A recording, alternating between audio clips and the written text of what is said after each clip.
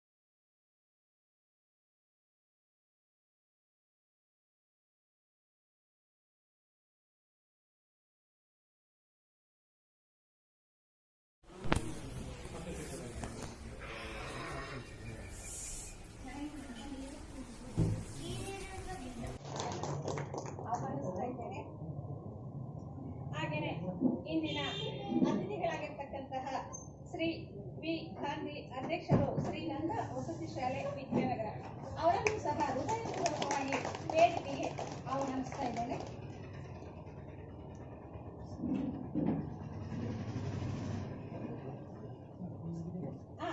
ಇಂದಿನ ಭಕ್ತಿ ಸೇವೆಯನ್ನ ನೆರವೇರಿಸತಕ್ಕಂಥವರು ಶ್ರೀಮತಿ ವಿದ್ಯಾವತಿ ಬಿ ವೀರೇಶ್. ವಿದ್ಯಾವತಿ ಅವರು ಸಹ ವೇದಿಕೆಗೆ ಆಗಮಿಸಬೇಕು ಅಂತ ಹೇಳಿ ಕೇಳ್ಕೊಳ್ತಾ ಇದ್ದೇನೆ.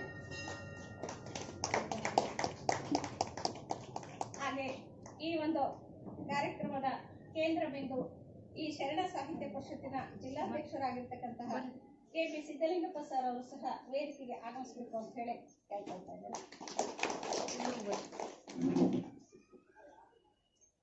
ಶರಣರ ಬರವೆ ಮನೆ ಜೀವಾಳವಯ್ಯ ಅನ್ನೋ ಹಾಗೆ ಎಲ್ಲ ಶರಣರ ಒಂದು ಆಗಮನ ನಮ್ಮ ಒಂದು ಕುಟುಂಬಕ್ಕೆ ಬಹಳ ಸಂತೋಷವನ್ನ ತಂದಿದೆ. ಈ ಒಂದು 249ನೆಯ ಮಹಾಮನೆ ದತ್ತಿ ಕಾರ್ಯಕ್ರಮದ ಈ ಒಂದು ಕಾರ್ಯಕ್ರಮದ ಉಪಸ್ಥಿತಿಯಲ್ಲಿ ಇನ್ನೇನು ಇನ್ನ ಕೆಲವೇ ನಿಮಿಷಗಳಲ್ಲಿ ಉಪನ್ಯಾಸಕರು ಸಹ ಆಗಮಿಸ್ತಾ ಇದ್ದಾರೆ. ಅಲ್ಲಿಯವರೆಗೆ ವಚನ ಗಾಯನ ಕಾರ್ಯಕ್ರಮವನ್ನ ನಡೆಸ್ತಾ ಇದ್ದಾರೆ. ವಚನ ಗಾಯನ ಬರ್ತಕ್ಕಂಥವರು ಮೊದಲನೇದಾಗಿ ಪುಟಾಣಿ ಅಮೋಘ ಅವರಿಂದ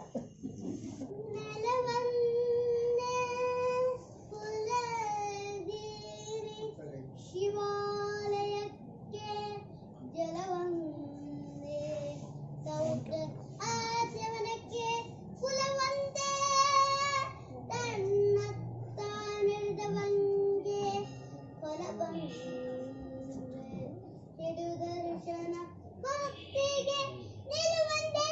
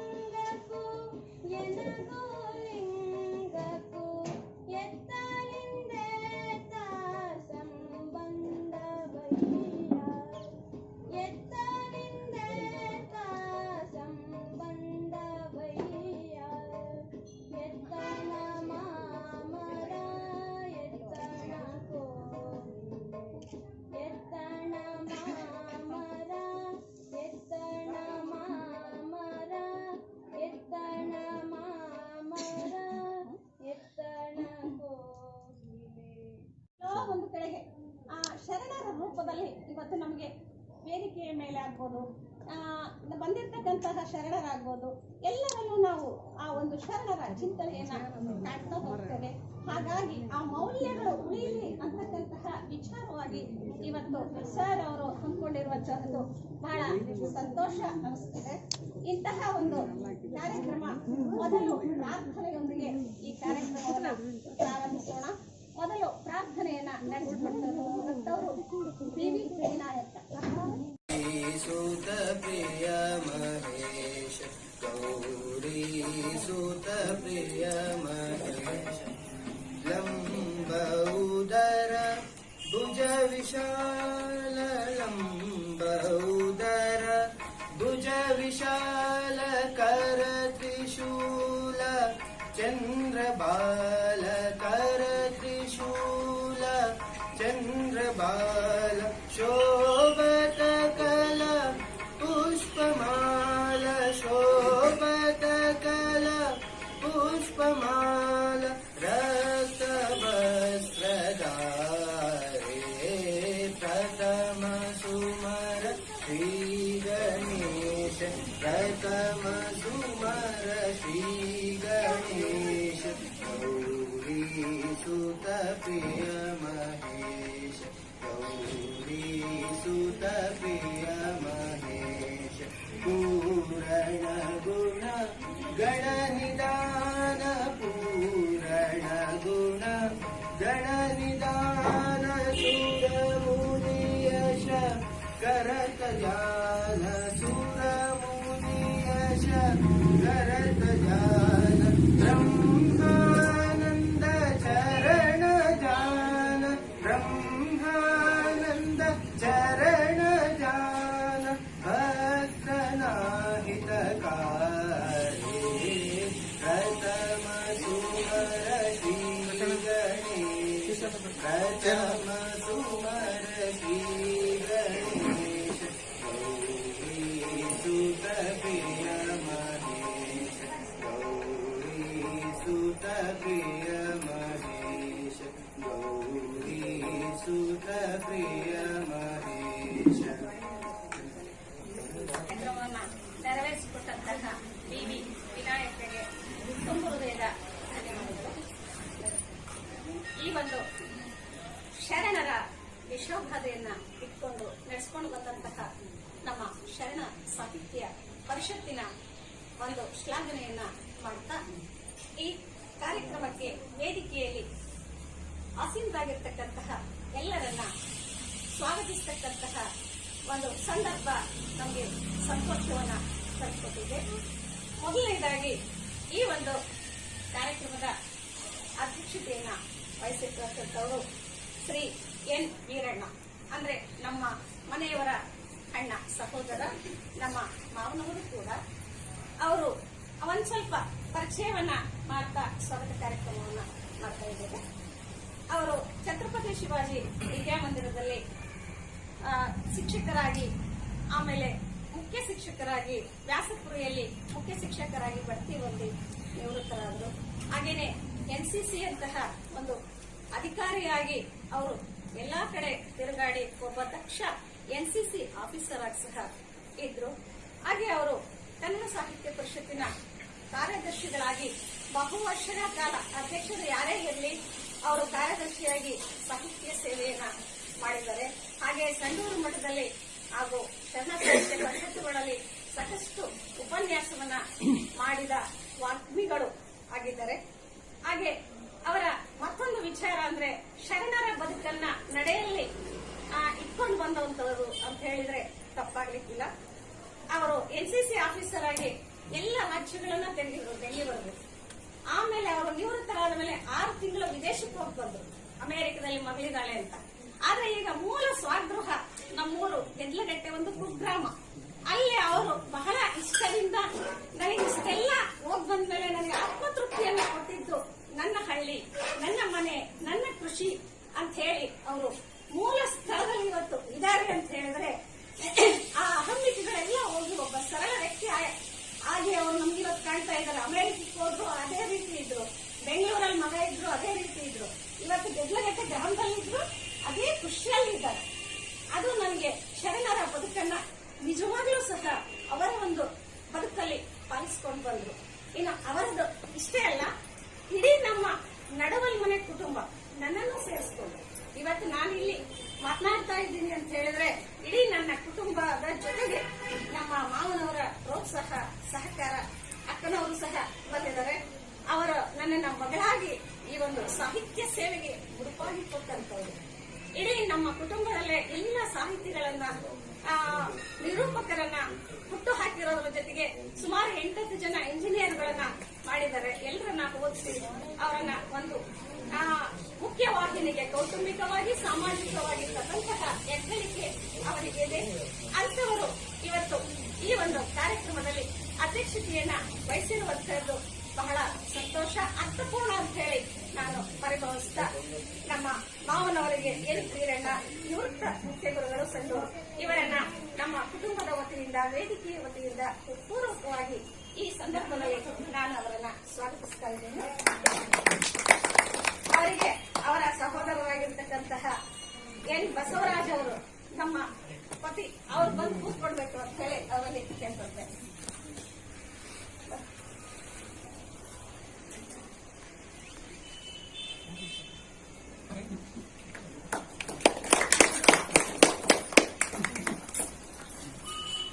ಇನ್ನೊಬ್ರು ಈ ವೇದಿಕೆಯನ್ನ ನಾನು ಮೊದಲೇ ಹೇಳಿದೆ, ಶರಣರ ಒಂದೊಂದು ಕಿಡಿ ಒಬ್ಬೊಬ್ಬರ ಹತ್ರ ಇರ್ತದೆ, ಅದನ್ನ ನಾವು ನೋಡ್ಬೇಕು. ಆಧುನಿಕ ಕಾಲಘಟ್ಟದಲ್ಲಿ ಶರಣರ ಚಿಂತನೆಗಳ ಜೊತೆಗೆ ಅವರ ನಡೆಯನ್ನ ಪರಿಭಾವಿಸಬೇಕು ಅಂತ ಹೇಳಿ ಅದಕ್ಕೆ ಮತ್ತೊಂದು ಹೆಸರು ಅಂತ ಹೇಳಿದ್ರೆ ಶ್ರೀ ವಿ ಘಾಟಿ ಸರ್ ಅಂತ ಹೇಳಿ ಅವರ ಇಲ್ಲೇ ನಂದ ವಸತಿ ಶಾಲೆಯ ಒಂದು ಅಧ್ಯಕ್ಷರಾಗಿ ಒಂದು ಶಾಲೆಯನ್ನ ಹುಟ್ಟು ಹಾಕಿದ್ದಾರೆ. ಗಾಂಧಿ ಅಂದ್ರೆ ನಮ್ಗೆ ಬೇರೆ ದೇಶಕ್ಕೆ ಹೋದಾಗ ಯಾವ ದೇಶ ಅಂದ್ರೆ ಗಾಂಧಿ ದೇಶ ಅಂತ ಕರಿತೀವಿ. ನಾವು ಈ ಬಳ್ಳಾರಿ ಒಳಗೆ ಗಾಂಧಿ ಅಂದ ತಕ್ಷಣ ವಿದ್ಯಾನಗರ ಅಂತಾರೆ. ಅಂದ್ರೆ ಗಾಂಧಿ ಅಂದ್ರೆ ವಿದ್ಯಾನಗರ. ಆ ಶಾಲೆಯನ್ನ ಒಬ್ಬ ಪರಮಹಂಸರ, ವಿವೇಕಾನಂದರ ಒಂದು ಚಿಂತನೆಗಳನ್ನ ಮಕ್ಕಳಲ್ಲಿ ಅಳವಡಿಸಿ ಒಂದು ಆದರ್ಶ ಮಕ್ಕಳನ್ನ ತಯಾರಿಸತಕ್ಕಂತಹ ಒಂದು ನೂತನವಾಗಿರ್ತಕ್ಕಂತಹ ಒಂದು ಜವಾಬ್ದಾರಿಯನ್ನು ಹೊಂದಿದ್ದಾರೆ. ಯಾಕಂತ ಹೇಳಿದ್ರೆ ತುಂಬಾ ಅಚ್ಚುಕಟ್ಟಾದ ಒಂದು ಮೌಲಿಕವಾದ ಚಿಂತನೆಗಳನ್ನ ಒಳಗೊಂಡಂತಹ ಶಾಲೆ.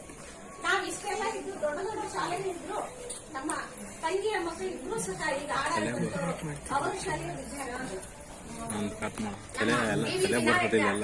ಸರಿ 10ನೇ ತರಗತಿ ಉನ್ನತ ಅಂಕಗಳನ್ನು ತೆಗೆದು ಅವರು ಮೌಲ್ಯಗಳನ್ನು ಕಲಿಸ್ಕೊಟ್ರು. ಅಂಕಗಳ ಜೊತೆಗೆ ಮೌಲ್ಯ ಕಲಿಸ್ಕೊಟ್ರು. ಅಂತಹ ಮೌಲ್ಯ ಆರಾಧಕರಾಗಿರ್ತಕ್ಕಂತಹ ಗಾಂಧಿ ಸರ್ ಅವರು ಇವತ್ತು ಈ ಒಂದು ವೇದಿಕೆಯಲ್ಲಿ ಆಸೀನರಾಗಿರುವಂತಹದ್ದು ಬಹಳ ಖುಷಿ ತಂದಿದೆ. ಅವರಿಗೆ ನಮ್ಮ ವೆಂಕಯ್ಯ ಸರ್ ಅವರು ಬಂದು ಪುಷ್ಪವನ್ನು ನೀಡಿ ಅವರನ್ನ ಸ್ವಾಗತಿಸಬೇಕು ಅಂತ ಹೇಳಿ ಕೇಳ್ಕೊಳ್ತಾ ಇದ್ದೀನಿ. ಅವರಿಗೂ ಸಹ ಹೃದಯಪೂರ್ವಕವಾದ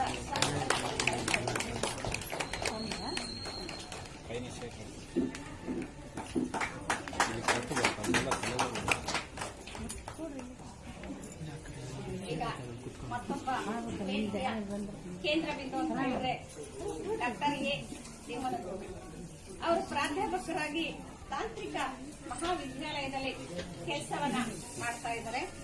ಅವರ ವೃತ್ತಿ ಬಂದು ಉಪನ್ಯಾಸಕರು,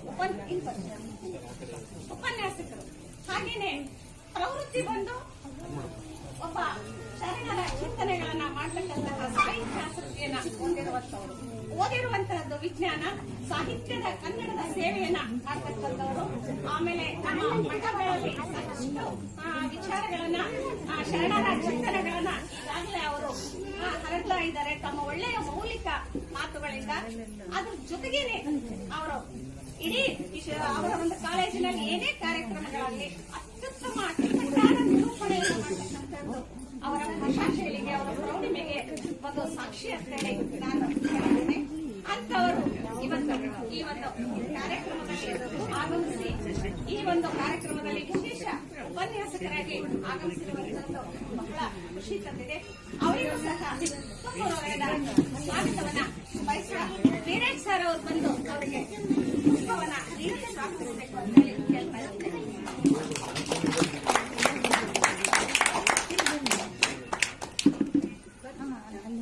ಇನ್ನು ಇವತ್ತಿನ ಭಕ್ತಿ ಸೇವೆ ಅಂತ ಹೇಳಿದ್ರೆ ಅದು ನಮ್ಮ ವಿದ್ಯಾ, ನನ್ನ ಸಹೋದರಿ ವೇದಿಕೆಯ ಮೇಲೆ ಸಾಂಕೇತಿಕವಾಗಿ ಅವಳನ್ನ ಇವತ್ತು ಸರ್ ಬಹಳ ಪ್ರೀತಿಯಿಂದ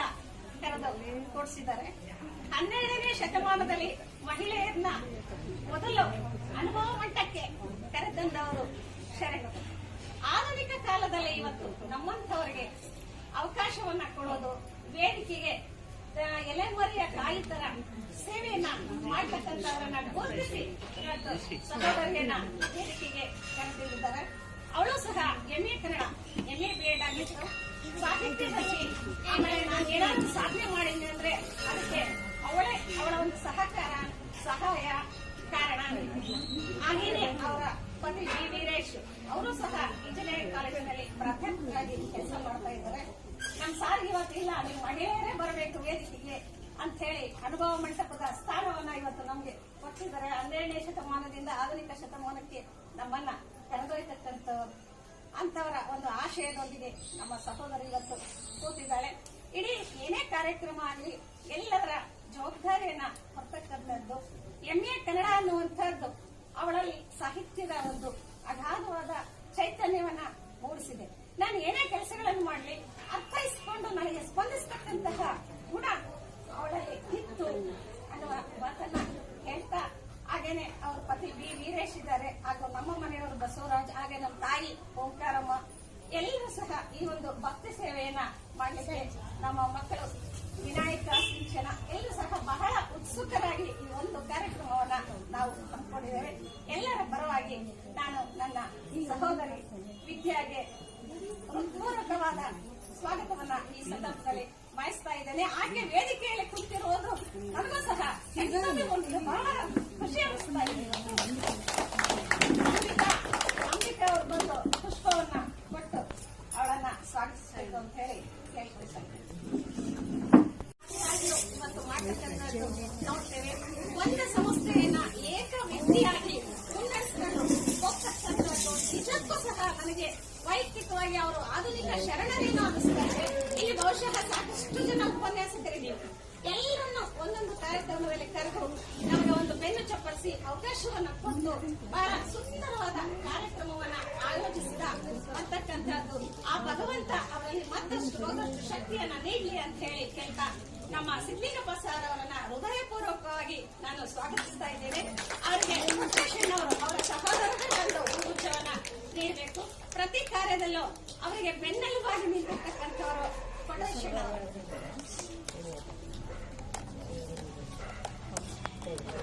ಆ ಸಹೋದರನ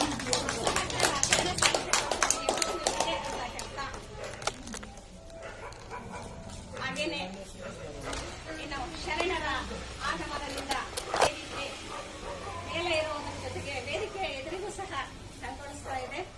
ನಮ್ಮ ಬಂಧುಗಳು ಬಂದಿದ್ದಾರೆ, ಹಾಗೆ ಹಿರಿಯರಾಗಿರ್ತಕ್ಕಂಥ ಅಂತವರು ಇದ್ದಾರೆ. ತುಂಬಾ ಜನ ಹೆಸರೇಂತವ್ರಿಗೆ ಈಗಾಗಲೇ ಸಮಯ ಆಗಿದೆ. ನನ್ನ ಆತ್ಮೀಯ ಸಾಹಿತ್ಯಿಕ ವಲಯದ ಎಲ್ಲ ಸಹೋದರರು ಇವತ್ತು ಆಗಮಿಸಿದರೆ, ಎಲ್ಲ ಶರಣೆಯರು ಸಹ ಈ ಕಾರ್ಯಕ್ರಮದಲ್ಲಿ ಆಗಮಿಸಿದರೆ, ಎಲ್ಲರಿಗೂ ಸಹ ಮಗದೊಮ್ಮೆ ನಾನು ಹೃದಯಪೂರ್ವಕವಾದ ಸ್ವಾಗತವನ್ನ ನನ್ನ ಕುಟುಂಬದ ವತಿಯಿಂದ ಅರ್ಪಿಸ್ತಾ, ಎಲ್ಲರಿಗೂ ಸಹ ನಾನು ಸಾವಧಾನದಿಂದ ಒಂದು ಎಲ್ಲ ಕಾರ್ಯಕ್ರಮವನ್ನ ಅವಲೋಕಿಸೋಣ. ಒಂದ್ಸಾರಿ ಇಷ್ಟೊಂದು ಜನ ಕೂಡುವಂತಹದ್ದು ಬಹಳ ಕಷ್ಟದ ಕೆಲಸ. ಇಷ್ಟು ಜನಗಳನ್ನ ಇವತ್ತು ಬಳ್ಳಾರಿ ಸೇರಿದ್ದು ಸಹ ಕೂಡಿಸಿದ್ದಾರೆ ಅಂದ್ರೆ ಅದರ ಹಿಂದೆ ಇರ್ತಕ್ಕಂಥ ದೈತ್ಯ ಶಕ್ತಿ ಅಂದ್ರೆ ನಮ್ಮ ಸಿದ್ಲಿಂಗಪ್ಪ ಸರ್ ಅವರಿಗೆ ಇದು ಒಂದು ಕಾರ್ಯಕ್ರಮದ ಒಂದು ಚಾಕಲ್ಯತೆ ಅವರಲ್ಲಿ ಇರೋದ್ರಿಂದ ಇಷ್ಟೆಲ್ಲ ಆಯ್ತು ಅಂತಕ್ಕಂಥ ಮಾತನ್ನ ಹೇಳಿ ಮಗದೊಮ್ಮೆ ತಮ್ಮೆಲ್ಲರಿಗೂ ಹೃದಯಪೂರ್ವಕವಾದ ಸ್ವಾಗತವನ್ನ ಬಯಸ್ತಾ ನನ್ನ ಸ್ವಾಗತ ಕಾರ್ಯಕ್ರಮವನ್ನ ಮುಕ್ತಾಯಗೊಳಿಸ್ತಾ ಇದ್ದೇನೆ. ಈಗ ಅತಿಥಿಗಳಿಂದ ಉದ್ಘಾಟನಾ ಕಾರ್ಯಕ್ರಮ. ವೇದಿಕೆಯ ಮೇಲೆ ಆಸೀನರಾಗಿರ್ತಕ್ಕಂತಹ ಎಲ್ಲರೂ ಸಹ ಈ ಒಂದು ಕಾರ್ಯಕ್ರಮದಲ್ಲಿ ಕೈ ಕೂಡಿಸಬೇಕು ಅಂತ ಹೇಳಿ ಕೇಳ್ಕೊಳ್ತೀನಿ.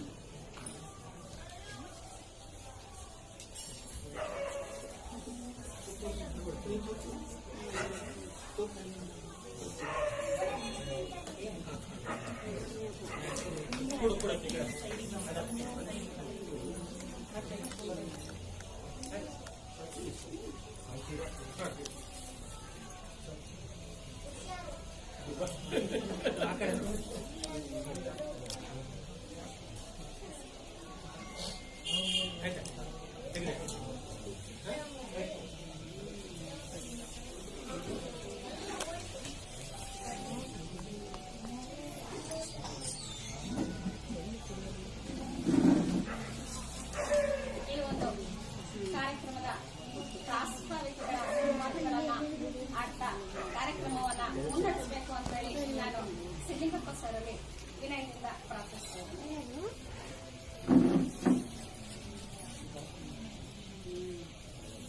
ಕೆರೆಹಳ್ಳ ಬಾವಿಗಳು ಮೈದೆಗೆದರೆ ಗೊಳ್ಳೆ ಗೊರೆಚೆ ಚಿಪ್ಪುಗಳ ಕಾಣಬಹುದು.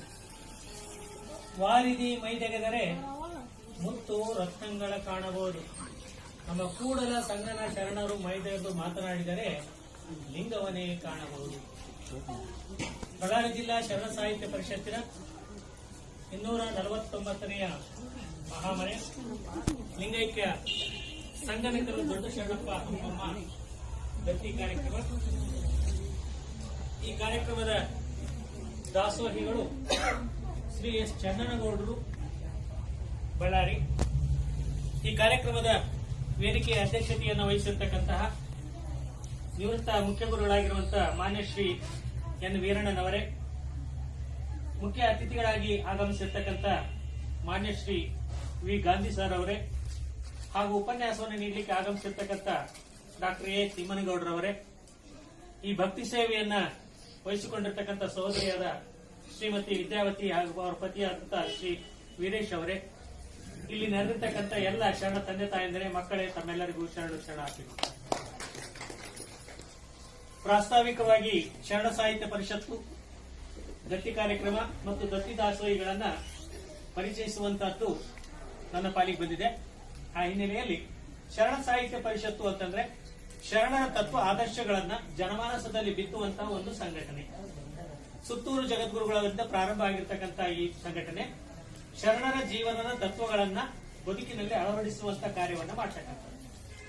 ಶರಣರ ಜೀವನದ ಬಗ್ಗೆ ಸವಿಸ್ತಾರವಾಗಿ ಹೇಳಬೇಕು ಅಂತಂದ್ರೆ ಸಮಯದ ಪರಿಮಿತಿ ಇರೋದ್ರಿಂದ ನಮ್ಮ ಸಾರ್ ಅವರು ಉಪನ್ಯಾಸ ಮಾಡುವಾಗ ಅವುಗಳನ್ನೆಲ್ಲ ಪ್ರಸ್ತಾಪ ಮಾಡಿಯೇ ಮಾಡ್ತಾರೆ ಅನ್ನುವಂತ ಆ ನಂಬಿಕೆಯಿಂದ ನಾನು ಆ ಶರಣರು ಅಂತಂದ್ರೆ ಬದುಕನ್ನ ಹೇಗೆ ಪ್ರಪಂಚದಲ್ಲಿ ಕಳಿಬೇಕು, ನಾವು ಯಾರು ಅನ್ನೋದನ್ನು ಪರಿಚಯ ಮಾಡಿಸಿರ್ತಕ್ಕಂಥ ಶ್ರೇಷ್ಠ ವ್ಯಕ್ತಿಗಳ ಒಂದು ಗುಂಪು.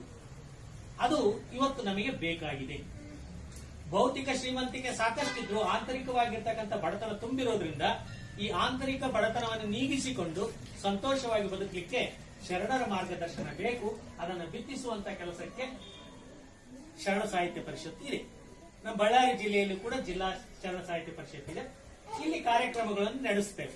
ಮತ್ತೆ ಈ ಕಾರ್ಯಕ್ರಮ ನಡೆಸಬೇಕಾಗಿತ್ತು ಅಂತಂದ್ರೆ ಇದಕ್ಕೊಂದಿಷ್ಟು ಆರ್ಥಿಕ ಅವಲಂಬನೆ ಬೇಕಾಗ್ತದೆ, ಇದಕ್ಕೆ ಖರ್ಚು ವೆಚ್ಚ ಇತ್ಯಾದಿಗಳೆಲ್ಲ ಬೇಕಾಗ್ತದೆ. ಸಾಮಾಜಿಕವಾದಂತಹ ವ್ಯವಸ್ಥೆಯಲ್ಲಿ ಈಗ ಯಾರು ಕೊಡ್ಬೇಕು ಅದನ್ನ? ಹಿಂದೆ ರಾಜರ ಕಾಲದಲ್ಲಿ ರಾಜ ಕೊಡ್ತಾ ಇದ್ದ. ಯಾಕಂದ್ರೆ ರಾಜ ಪ್ರತ್ಯಕ್ಷ ದೇವತಾ ಅಂತ ಕರಿತಾ ಇದ್ರಿಂದ ರಾಜ ವಿದ್ಯಾಲಯಗಳಿಗೆ ಮತ್ತು ಆಸ್ಪತ್ರೆಗಳಿಗೆ, ಛತ್ರಗಳಿಗೆ, ಇವುಗಳಿಗೆಲ್ಲ ಉಚಿತವಾಗಿ ದತ್ತಿ, ದಾನ, ಧರ್ಮ, ಉಂಬಳಿ ಅಂತಂದೇ ಬಿಡ್ತಿದ್ದ. ದತ್ತಿ, ದಾನ, ಉಂಬಳಿಗಳು ಅಂತ ಅಂದ್ರೆ ರಾಜ ಒಂದು 100 ಎಕರೆ ಯಾವುದೋ ಒಂದು ವಿದ್ಯಾರ್ಥಿ ಕೇಂದ್ರಕ್ಕೆ ಕೊಟ್ಬಿಟ್ರೆ ಅದು ರಾಜನ ಹೆಸರಲ್ಲಿರ್ತಿತ್ತು. ಅದರಿಂದ ಬರ್ತಕ್ಕಂಥ ಎಲ್ಲ ಆದಾಯದಿಂದ ಆ ವಿದ್ಯಾಕೇಂದ್ರ ನಡೀತಾ ಇತ್ತು. ವಿದ್ಯಾರ್ಥಿಗಳಿಗೆ ಯಾರನ್ನೂ ಕೂಡ ಫೀಸ್ ಇರಲಿಲ್ಲ. ವಿದ್ಯಾರ್ಥಿಗಳಿಗೆ ಅವರೇ ಊಟ ಕೊಟ್ಟು, ಅವರೇ ಬಟ್ಟೆ ಕೊಟ್ಟು, ಅವರೇ ವಿದ್ಯೆಯನ್ನು ಹೇಳ್ಕೊಡ್ತಕ್ಕಂಥ ವಿದ್ಯಾಕೇಂದ್ರಗಳಿದ್ದು ರಾಜ ನಡೆಸ್ತಾ ಇದ್ದಾರೆ. ಆಸ್ಪತ್ರೆಯಲ್ಲೂ ಕೂಡ ವೈದ್ಯರಿಗೆ ಆ ರಾಜನು ಕೊಟ್ಟು ಬಿಟ್ಟಿರ್ತಕ್ಕಂಥ ಭೂಮಿಯಿಂದನೇ ಸಂಬಳ ಬರ್ತಿತ್ತು, ಔಷಧಿ ಬರ್ತಿತ್ತು, ಚಿಕಿತ್ಸೆ ಉಚಿತವಾಗಿರ್ತಿತ್ತು. ಛತ್ರಗಳಲ್ಲೂ ಕೂಡ ಬಂದಿರತಕ್ಕಂಥ ಅತಿಥಿಗಳಿಗೆ ಉಚಿತವಾಗಿ ಊಟ ಕೊಡ್ತಿದ್ರು, ವಸತಿ ಕೊಡ್ತಿದ್ರು. ಅದಕ್ಕೆಲ್ಲ ರಾಜನೇ ಕೊಟ್ಟಿರ್ತಕ್ಕಂಥ ದಾನದ ಭೂಮಿ ಇರ್ಬೋದು, ದತ್ತಿಯ ಭೂಮಿ ಇರ್ಬೋದು, ಅಥವಾ ಇನ್ಯಾವುದೇ ಆಸ್ತಿ ಇರ್ಬೋದು, ಅದು ಇರ್ತಿತ್ತು. ಇವತ್ತು ಪ್ರಜಾಪ್ರಭುತ್ವದಲ್ಲಿ ಯಾರು ಕೊಡ್ಬೇಕು ನಮಗೆ? ಈ ಹಿನ್ನೆಲೆ ಒಳಗಡೆ ಏನ್ ಮಾಡಿದ್ರು, ಸಾಮಾಜಿಕ ಚಿಂತನೆ ಇರ್ತಕ್ಕಂಥವ್ರು, ಇಲ್ಲಪ್ಪ ಸಮಾಜದಲ್ಲಿ ಇಂಥ ಕಾರ್ಯಕ್ರಮಗಳು ಆಗ್ಬೇಕು, ಸತ್ಸಂಗ ಆಗ್ಬೇಕು, ನಾವೆಲ್ಲರೂ ಕೂಡ್ಬೇಕು, ನಾವು ಮನುಷ್ಯರಾಗಿದ್ದೀವಿ ಅಂದ್ಮೇಲೆ ಒಂದ್ ರೀತಿ ಸಾರ್ಥಕ ಬದುಕು ಕಳಿಬೇಕು ಅನ್ನೋಂತ ಯಾರಿಗೆ ಆಲೋಚನೆ ಇದೆಯೋ ಅಂತಹ ಶರಣ ಜೀವಿಗಳೇನ್ ಮಾಡ್ತಿದ್ರು ಅಂತಂದ್ರೆ ತಮ್ಮ ತಂದೆ ತಾಯಿ ಹೆಸರಲ್ಲೋ ಅಥವಾ ತಮ್ಮ ಹೆಸರಲ್ಲೋ ಅಖಿಲ ಭಾರತ ಶರಣ ಸಾಹಿತ್ಯ ಪರಿಷತ್ನಲ್ಲಿ ಒಂದು ಇಡುಗಂಟನ್ನು ಇಡ್ತಿದ್ರು. ಫಿಕ್ಸೆಡ್ ಡಿಪಾಸಿಟ್ 25ರಿಂದ 51 ಲಕ್ಷದವರೆಗೂ ಡಿಪಾಸಿಟ್ ಅನ್ನ ಅಲ್ಲಿ ಇಟ್ಬಿಟ್ರೆ ಅವ್ರ ಹೆಸರಿನಲ್ಲಿ ಅದು ಇರ್ತದೆ. ಅದು ಬೆಂಗಳೂರಿನಲ್ಲಿ ಅಲ್ಲಿ ಪರಿಷತ್ನಲ್ಲಿ, ಕೇಂದ್ರ ಪರಿಷತ್ತಲ್ಲಿ ಇರ್ತದೆ. ಅದರಿಂದ ಬರ್ತಕ್ಕಂಥ ಬಡ್ಡಿ ಏನಿರ್ತದಲ್ಲ, ವರ್ಷಕ್ಕೆ ಬಡ್ಡಿ, ಆ ಬಡ್ಡಿಯಿಂದ ಆ ಕಾರ್ಯಕ್ರಮಗಳನ್ನ ಇದು ಮಾಡ್ತೇವೆ. ಅದು ದತ್ತಿ ಕಾರ್ಯಕ್ರಮ ಅಂತ ಕರಿತೀವಿ ನಾವು. ಹಾಗಾದ್ರೆ ಇದು ಉದ್ದೇಶ ಏನು? ಒಂದೇದು ಆ ದತ್ತಿಯನ್ನು ಕೊಟ್ಟಿರ್ತಕ್ಕಂಥ ಪುಣ್ಯಾತ್ಮರನ್ನ ಸ್ಮರಣೆ ಮಾಡೋದು, ಅದರ ನೆಪದಲ್ಲಿ ಶರಣರ ಒಂದು ಚಿಂತನೆಯನ್ನ ಮಾಡೋದು. ಈಗ ದತ್ತಿ ಕೊಟ್ಟಿರ್ತಕ್ಕಂಥ ಪುಣ್ಯಾತ್ಮರ ಸ್ಮರಣೆ ಮಾಡೋದು ಅಂತಂದ್ರೆ ಯಾರೋ ದುಡ್ಡಿದ್ದವ್ರು 1 ಲಕ್ಷ ರೂಪಾಯಿ ತಗೊಳಪ್ಪ ಅಂದ್ಬಿಟ್ರೆ ಅದನ್ನು ಹೊಗಳಿಕೆಂತ ಹೋದ್ರೆ, ನಾವು ಬರೀ ಅದನ್ನ ಹೇಳಿಕೆಂತ ಹೋಗ್ಬಿಟ್ರೆ ಏನ್ ಪ್ರಯೋಜನ? ಆದ್ರೆ ಶರಣರಂತೆ ಬದುಕಿರ್ತಕ್ಕಂಥ ಮಹನೀಯರನ್ನ ಕುರಿತು ದತ್ತಿಯನ್ನು ಸ್ವೀಕಾರ ಮಾಡಿ ಅವರನ್ನು ನಾವು ಇಲ್ಲಿ ಪರಿಚಯಿಸಲಿಕ್ಕೆ ಪ್ರಯತ್ನ ಪಡ್ತೇವೆ. ಜೊತೆಗೆ ಅದರ ಜೊತೆಗೆ ಒಂದು ಉಪನ್ಯಾಸ, ಆ ಉಪನ್ಯಾಸ ಶರಣರಿಗೆ ಸಂಬಂಧಪಟ್ಟಿರ್ತಕ್ಕಂಥದ್ದು.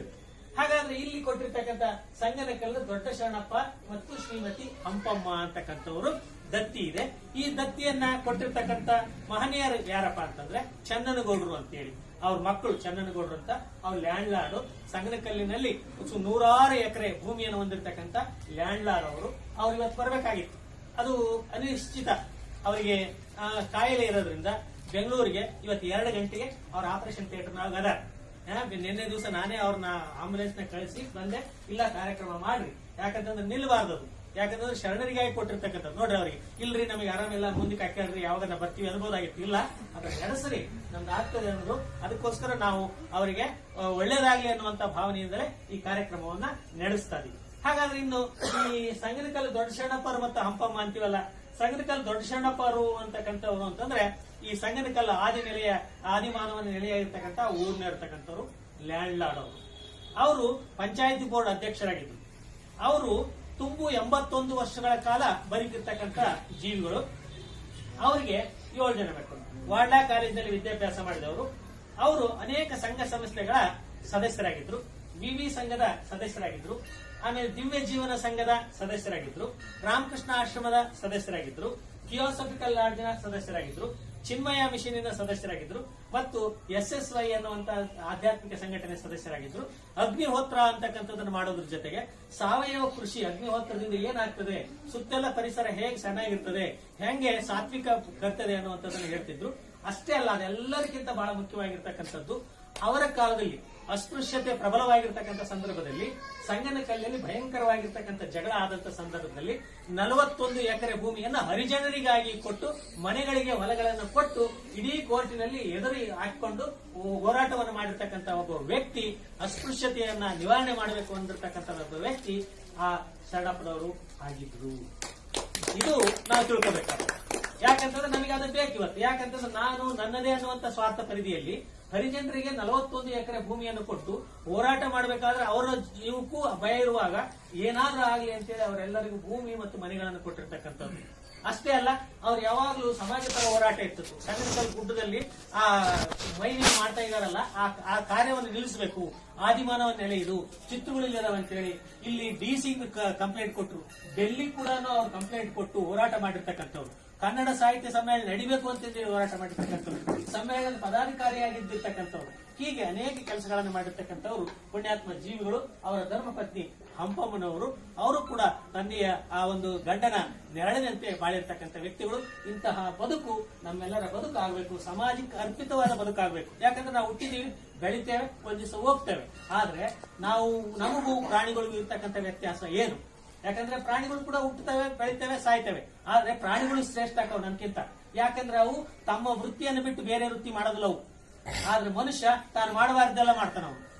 ಯಾಕಂತಂದ್ರೆ ಅದು ಹಸು ಹುಲ್ಲನ್ನು ತಿನ್ಬೇಕು ಮಾತ್ರ ತಿಂತದೆ. ಇಲ್ಲ ನನಗೆ ಬಹಳ ಶಕ್ತಿ ಕಡಿಮೆ ಆಗಿಬಿಡತಿ ಅಂತಂದೇಳಿ ಇನ್ಯಾವುದೋ ಆಮ್ಲೆಟ್ ಮಟನ್ ಇನ್ನೇನು ತಿಂದ್ಬಿಟ್ರೆ ತಪ್ಪಾಕಿನ ಅಂತಂದೇಳಿ ತಿನ್ನಕ್ ಬಾಯಿ ಹಾಕೋದಿಲ್ಲ ಅದು. ಅದು ಯಾವಾಗ್ಲೂ ಅಷ್ಟೇ. ಹುಲಿ ಕೂಡ ಆ ಒಂದು ಪೇಟೆ ಆಡ್ಕೊಂಡೇ ತಿಂತದೆ. ಇಲ್ಲ ನಾನಿವತ್ತು ಧರ್ಮವನ್ನು ಪಾಲಿಸಿದೀನಿ, ಬುದ್ಧನಂತೆ ಆಗೀನಿ ಅಂತಂದೇಳಿ ಅದು ಹುಲ್ ತಿನ್ನಕ್ ಹೋಗೋದಿಲ್ಲ. ಯಾಕಂದ್ರೆ ಅದು ಹೆಂಗ್ ಹುಟ್ಟಿರ್ತದೋ ಹಂಗ ಸಾಯ್ತೈತಿ. ಆದ್ರೆ ಮನುಷ್ಯ ಕೋಟ್ಯಾಧೀಶ್ವರನಾಗಿ ಹುಟ್ಟಬಹುದು, ಭಿಕ್ಷಾಧೀಶ್ವರನಾಗಿ ಸಾಯ್ಬಹುದು. ಭಿಕ್ಷಾಧೀಶ್ವರನಾಗಿ ಹುಟ್ಟಬಹುದು, ಕೋಟ್ಯಾಧೀಶ್ವರನಾಗಿ ಮೆರಿಬಹುದು. ಆದ್ರಿಂದ ಅವ್ರು ಏನ್ ತಿನ್ನಬಾರ್ದೋ ಅದನ್ನೆಲ್ಲ ತಿಂತಾನೆ, ಏನ್ ಮಾಡಬಾರ್ದೋ ಅದನ್ನೆಲ್ಲ ಮಾಡ್ತಾನೆ. ಇಂತಹ ಪರಿಸ್ಥಿತಿಯಲ್ಲಿ ಇಂತಹ ಪುಣ್ಯಾತ್ಮರು ಸಂಗನಕಲ್ಲು ದೊಡ್ಡ ಶರಣಪ್ಪನಂತವರು, ಹಂಪಮ್ಮನಂತವರ ಬದುಕು ನಮಗಾಗಬೇಕು. ಭೂಮಿ ಒಡೆಯರಾಗಿದ್ರು ಕೂಡ ಆ ಭೂಮಿಯನ್ನ ಸಮಾಜಕ್ಕೆ ಅರ್ಪಿಸತಕ್ಕಂಥವರು ಪುಣ್ಯಜೀವಿಗಳು ಅವರಾಗಿದ್ರು. ಅವರ ಪರಿಚಯ ಈ ರೀತಿಯಾಗಿತ್ತು. ಈ ಒಂದು ಹಿನ್ನೆಲೆಯಲ್ಲಿ ನಾವು ಇವತ್ತೊಂದು ಉಪನ್ಯಾಸವನ್ನು ಏರ್ಪಡಿಸಿಕೊಂಡ್ವಿ. ಒಂದು ಉಪನ್ಯಾಸ ಅದು ಯಾರ ಮನೆ ಆದ್ರೆ ಇದು ಮಹಾಮನೆ ಅಂತ ಕರಿತೀವಿ. ಯಾಕೆ ಅಂತಂದ್ರೆ ಕೊಟ್ಟವರು ಅವರು, ನಡೆಸೋರು ಇವರು. ಯಾಕಂತಂದ್ರೆ ಏನ್ರಿ ನಮ್ಮಪ್ಪ ಅಮ್ಮ ಅಲ್ಲ, ನಮ್ಗೇನ್ ಸಂಬಂಧ ಇಲ್ಲ, ಸಾಟಿಲ್ಲ, ನಮ್ಮ ಮನೆಗೆ ಬಂದು ಇದ್ ನಡೆಸಿರಲ್ಲ, ಇನ್ನು ಬೇರೆ ಯಾವ್ದಾದ್ರು ನಡೆಸರಿ ಇಲ್ಲ. ಮಹಾಮನೆ ವಿಶ್ವ ಎಂದು ಮನೆ ಆದ್ಮೇಲೆ ನಾವೆಲ್ಲ ಸೌಹೃದಯ ಬಾಳುಗಳು. ಅವರು ಕೂಡ ನಮ್ಮವಂತಾರೆ, ನಮ್ಮವರೇ ಅವರು. ಆ ಹಿನ್ನೆಲೆಯಲ್ಲಿ ಅವರ ಜೊತೆಯನ್ನ ಇವರ ಮನೆಯಲ್ಲಿ ಅಂದ್ರೆ ಈ ನಮ್ಮ ವೀರಣ್ಣ ಸರ್ ಅವರು ಮತ್ತು ಶ್ರೀಮತಿ ವಿದ್ಯಾವತಿ ಅವರ ಮನೆಯಲ್ಲಿ ಕೇಳ್ತೇವೆ. ಅಮ್ಮ ಮತ್ತೆ ಮಾಡ್ಬೇಕು, ಬಹಳ ಸಂತೋಷ ಮಾಡೋಣ. ಇದು ಸಹೃದಯತೆಯ ಭಾವ. ಯಾಕಂದ್ರೆ ನಾವು ನಮ್ಮವರಿಗೆ ಕೊಡ್ತಕ್ಕಂಥದ್ದು ಮುಖ್ಯ ಅಲ್ಲ, ನಮ್ಮದು ಅಲ್ಲದೇ ಇರ್ತಕ್ಕಂಥದ್ದನ್ನು ನಾವು ಮಾಡ್ತಕ್ಕಂಥದ್ದು ಬಹಳ ಮುಖ್ಯ ಅನ್ನುವಂಥದ್ದನ್ನ ಭಕ್ತಿ ಸೇವೆಯನ್ನ ಅವ್ರು ವಹಿಸ್ಕೊಂಡ್ರು ಅಂತ ನಾವು ನೀವೆಲ್ಲರೂ ಇಲ್ಲಿ ಸೇರ್ಲಿಕ್ಕೆ ಅವಕಾಶ. ಇದಕ್ಕೊಂದು ಉಪನ್ಯಾಸ ನಮ್ಮ ತಿಮ್ಮಾರೆಡ್ಡಿ ಸಾರು ಬಹಳ ವರ್ಷ ಆಯ್ತು ಹೆಚ್ಚು ಕಡಿಮೆ, ಯಾಕಂದ್ರೆ ಶರಣ ಸಾಹಿತ್ಯ ಪರಿಷತ್ ಜೊತೆಗೆ ನಂಟು ಬಹಳ ಅವರಿಗೆ ಉಪನ್ಯಾಸಗಳನ್ನು ಕೊಡ್ತಿದ್ರು. ಬಹಳ ವರ್ಷದಿಂದ ಅನಾರೋಗ್ಯ ಹಾಗೆ ಅಂತಂದೇ ಬಂದಿರಲಿಲ್ಲ. ಮೊನ್ನೆ ಸಾರ್ ನಿಮ್ದೇ ಕಾಲೇಜು, ನಿಮ್ಮ ಜೊತೆ ಎಲ್ಲರೂ ಬರಬೇಕು, ಇಲ್ಲೇ ಹತ್ರ ಆಗ್ತತೆ. ಅದು ಹತ್ರ ಅಂದ್ರೆ ಅವ್ರಿಗೆ ದೂರ, ಅವ್ರು ನಾವು ಈ ಕಡೆ ಇದ್ರೆ ಅವ್ರು ಆ ಕಡೆ ಪೂರ್ವ ಕಡೆ ಇದ್ದಾರೆ, ನಾವು ಪಶ್ಚಿಮ ಕಡೆ ಇದೀವಿ. ಅಲ್ಲಿಂದ ಬರ್ಬೇಕಾದ್ರೂ ಚಿಂತೆ ಇಲ್ಲ, ನೀವು ಬರ್ಬೇಕು ಸರ್ ಒಂದು ಉಪನ್ಯಾಸ ಕೊಡಬೇಕು ಅಂತಂದ್ವಿ. ಅವರು ಒಪ್ಕೊಂಡ್ರು. ಅದಕ್ಕೆ ವಿಷಯ ಅದು ಮಾತೆಂಬುದು ಜ್ಯೋತಿರ್ಲಿಂಗ, ಮಾತೆಂಬುದು ಜ್ಯೋತಿರ್ಲಿಂಗ ಅನ್ನುವಂತ ವಿಷಯವನ್ನ ಹೇಳಿದ್ದಾರೆ. ಅದನ್ನ ನಾನು ಹೇಳೋದಿಲ್ಲ, ಅದನ್ನ ಹೇಳ್ಬಿಟ್ರೆ ಅದು ಸ್ವಾದ ಇರೋದಿಲ್ಲ. ಅದನ್ನ ಅವರೇ ಹೇಳ್ತಾರೆ. ಏನದು ಮಾತೆಂಬುದು ಜ್ಯೋತಿರ್ಲಿಂಗ ಅನ್ನೋದನ್ನ ಅವ್ರು ಹೇಳ್ತಾರೆ, ಹಿರಿಯರು ಅದಕ್ಕೆ ಒಪ್ಕೊಂಡ್ರು. ಇನ್ನ ಗುರುಗಳು ಸಂಡೂರಿನಲ್ಲಿ ಇರ್ತಕ್ಕಂಥವ್ರು ಸಂಡೂರಿನಿಂದ ಇಲ್ಲಿ ಬರ್ಬೇಕು, ಅವ್ರು ಸಂಬಂಧಿಕರು ಇಲ್ಲಿ ಬರ್ತಾರೆ ನಿಜ, ಬರ್ಲಿ, ಆ ಮಾತು ಬೇರೆ. ಆದ್ರೆ ಈ ಕಾರ್ಯಕ್ರಮಕ್ಕೆ ಬರ್ಬೇಕು ಅನ್ನೋದೊಂದೈತೆ ಒತ್ತಡ. ಆ ಒತ್ತಡಕ್ಕೆ ಪತ್ನಿಯನ್ನು ಕರ್ಕೊಂಡು ಸಪತ್ನಿ ಸಮೇತರಾಗಿ ಬಂದಾರೆ. ಯಾಕಂದ್ರೆ ಕುಟುಂಬ ಸಮೇತರಾಗಿ ಬರ್ಬೇಕು ಅಂತಂದ್ರೆ ವೆಡ್ಡಿಂಗ್ ಕಾರ್ಡ್ಗೆ ಹಾಕಿರ್ತಾರಲ್ಲ, ಹಂಗೆ ಅವ್ರು ಸಪತ್ನಿ ಸಮೇತರಾಗಿ ಬಂದರೆ ಅಧ್ಯಕ್ಷತೆ ವಹಿಸಿದ್ದಾರೆ. ಇನ್ನ ಅತಿಥಿಗಳಾಗಿರ್ತಕ್ಕಂಥವ್ರು ಪೂಜ್ಯರು. ಯಾಕಂತಂದ್ರೆ ಶಿಸ್ತುಬದ್ಧ ಬದುಕು, ಸಾಮಾಜಿಕ ಬದುಕು, ಆಮೇಲೆ ತಮ್ಮ ಬದುಕನ್ನು ಮಾತ್ರ ಅಲ್ಲ ಸಮಾಜದಲ್ಲಿ ಆ ಬದುಕನ್ನ ಬೀಜ ರೂಪದಲ್ಲಿ ಊರಿಸಬೇಕು ಅಂತೇಳಿ ಒಂದು ಶಾಲೆ ಅಂತ ಹೇಳಿದ್ರು. ಯಾಕಂತಂದ್ರೆ ಶಾಲೆ ಯಾಕೆ ತೆಗಿತೀವಪ್ಪ ಅಂತಂದ್ರೆ ಎಲ್ಲ ಉತ್ತಮ ಒಳ್ಳೆ ಉದ್ಯೋಗ ಐತಿ, ಸಿನಿಮಾ ಟಾಕೀಸ್ ಮುಚ್ಚಿಬಿಟ್ಟು ಒಂದು ಸಾಲಿ ತೆಗೆದ್ಬಿಟ್ರೆ ಬರ್ತತಿ ಅಂತಂದೇಳಿ ಎಷ್ಟೋ ಜನ ಸಿನಿಮಾ ಟಾಕೀಸ್ ಮುಚ್ಚಿ ಸಾಲಿ ತೆಗ್ದಾರ. ಯಾಕಂತಂದ್ರೆ ಸಿನಿಮಾ ಟಾಕೀಸ್ ಗಿಂತ ಸಾಲಿ ಬೇಷಲ್ಲ, ಬೇಕಾದಂಗೆ ಡೊನೇಷನ್ ಸಿಗ್ತೈತೆ, ಬೇಕಾದಂಗೆ ದುಡ್ಡು ಬರ್ತೈತೆ, ಆರಾಮಾಗಿ ಬಿಲ್ಡಿಂಗ್ ಕಟ್ಸ್ಕೊಂಡು ಹೋಗ್ಬಿಡ್ಬೋದಲ್ಲ ಅನ್ನುವಂತ ಶಾಲೆಗಳು ಓಣಿ ಒಂದ್ ಶಾಲೆ ಆಗ್ಬಿಟ್ಟಾವ. ಈಗ ಎಲ್ಲಾ ಒಂದೊಂದು ಇದೇ ಆಗ್ಬಿಟ್ಟವು. ಅಂತದ್ರಲ್ಲಿ ಸಾರೋರು ಶಾಲೆ ತೆಗ್ದಾರ. ಆದ್ರೆ ಅವ್ರ ಶಾಲೆಗೂ ಇತರೆ ಶಾಲೆಗೂ ವ್ಯತ್ಯಾಸ ಅವ್ರ ಮಕ್ಕಳನ್ನು ಕಳಿಸಿರೋರಿಗೆ ಗೊತ್ತಿರ್ತದೆ, ದೂರದಿಂದ ನೋಡಿರ್ತಕ್ಕಂಥ ನಮಗ್ ಗೊತ್ತಿರ್ತದೆ. ಅವರ ಶಿಸ್ತು ಯಾವಾಗ್ಲೂ ಇದೆ.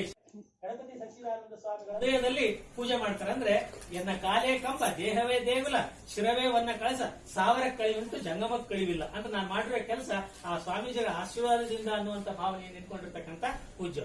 ಆಮೇಲೆ ಇಲ್ಲಿ ಮನೆ ಕಟ್ಸ್ಯಾರ ನೋಡ್ರಿ, 3 ಅಂತಸ್ತು ಅಷ್ಟು ದೊಡ್ಡ ಮನೆ ಕಟ್ಸ್ಯಾರಲ್ಲ, ಎಷ್ಟು ನಿರ್ಲಿಪ್ತ ಜೀವಿ ಅಂತಂದ್ರೆ ಏನ್ ಬಿಡಪ್ಪ ಬೇಕಾದಂಗೆ ದೊಡ್ಡ ಐತಿ ಮನೆ ಕಟ್ಸ್ಯಾರಂದ್ರೆ ಅವ್ರು ಅಲ್ಲಿ ಮನೆಯಾಗ ಇಲ್ಲ, ಅಲ್ಲಿ ಅವ್ರ ಮಕ್ಕಳು ಅವ್ರು ಯಾರು ಇರ್ತಾರೆ, ಅವ್ರು ಇರೋದು ಹಾಸ್ಟೆಲ್ ಹುಡುಗರ ಜೊತೆಗೆ, ಅವ್ರು ಊಟ ಮಾಡೋದು ಹಾಸ್ಟೆಲ್ ಹುಡುಗರ ಜೊತೆಗೆ, ಅವ್ರ ಮನೆ ಕಾಣೋದು ಹಾಸ್ಟೆಲ್ ಹುಡುಗರ ಜೊತೆಗೆ.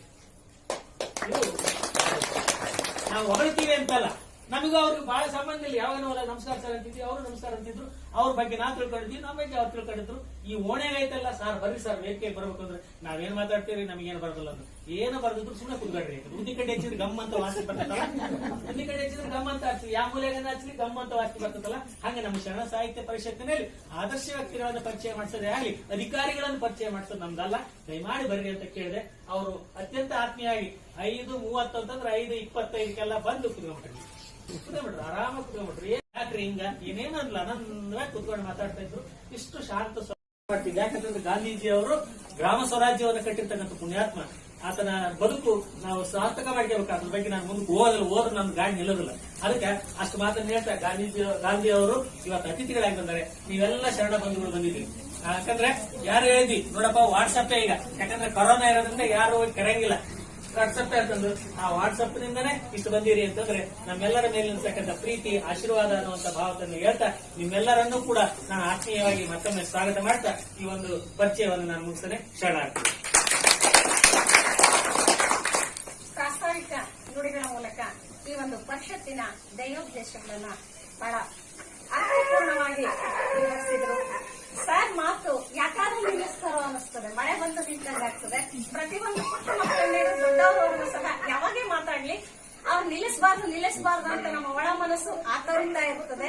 ಅವರ ಒಬ್ಬ ವಿಶೇಷ ಉಪನ್ಯಾಸಕರಾಗಿ ನಾವು ಕಲಿಸಿ ಯಾವಾಗ ಅವ್ರ ಮಾತು ಕೇಳಬೇಕು, ಯಾವಾಗಲೂ ಅವರು ಕಾರ್ಯಕ್ರಮ ಮಾಡಕ್ಕೆ ನಮ್ಗೆ ಬರ್ತಾರೆ ಹೊರತು ಅವ್ರ ಉಪನ್ಯಾಸಕರಾಗಿ ಒಂದ್ಸರಿ ಕಲಿಸಿ ಮನಸಾರ ಅವ್ರ ಮಾತನ್ನ ಕೇಳಬೇಕು ಅನ್ನುವ ಆಸೆ ನಮ್ಮೆಲ್ಲರಲ್ಲೂ ಸಹ ಇದೆ.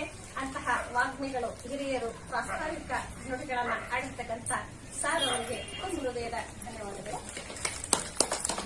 ಈಗ ವಿಶೇಷ ಉಪನ್ಯಾಸ ಮಾತೆಂಬುದು ಜ್ಯೋತಿರ್ಲಿಂಗ.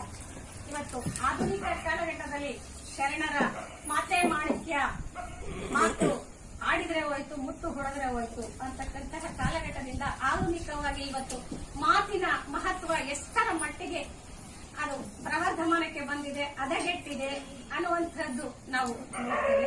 ಅಂತಹ ಈ ಒಂದು ಕರೋನಾದ ದುರಿತ ಕಾಲದಲ್ಲಿ ಸಾಕಷ್ಟು ವಿಚಾರಗಳ ಮಧ್ಯದಲ್ಲಿಯೂ ಸಹ ನಾವು ಏನೇ ಕಷ್ಟ ಬರಲಿ ಮಾತನ್ನ ನಾವು ನಡೆಸ್ಕೊಂಡು ಹೋಗೋಣ. ಮಾತೆಂಬುದು ಜ್ಯೋತಿರ್ಲಿಂಗ ಅಂತಕ್ಕಂತಹ ವಿಚಾರವಾಗಿ ಮಾತಿನ ಮಹತ್ವವನ್ನ ತಿಳಿಸ್ಲಿಕ್ಕೆ ನಮ್ಮ ಒಟ್ಟಿಗೆ ಇವತ್ತು ತಿಮ್ಮನಗೌಡ ಸರ್ ಅವರಿದ್ದಾರೆ. ಅವರು ವಿಶೇಷ ಉಪನ್ಯಾಸಕರಾಗಿ ಆಗಮಿಸಿದ್ದಾರೆ. ಅವರಿಗೆ ವೇದಿಕೆಯನ್ನ ಅನುವು ಮಾಡಿಕೊಡ್ತಾರೆ.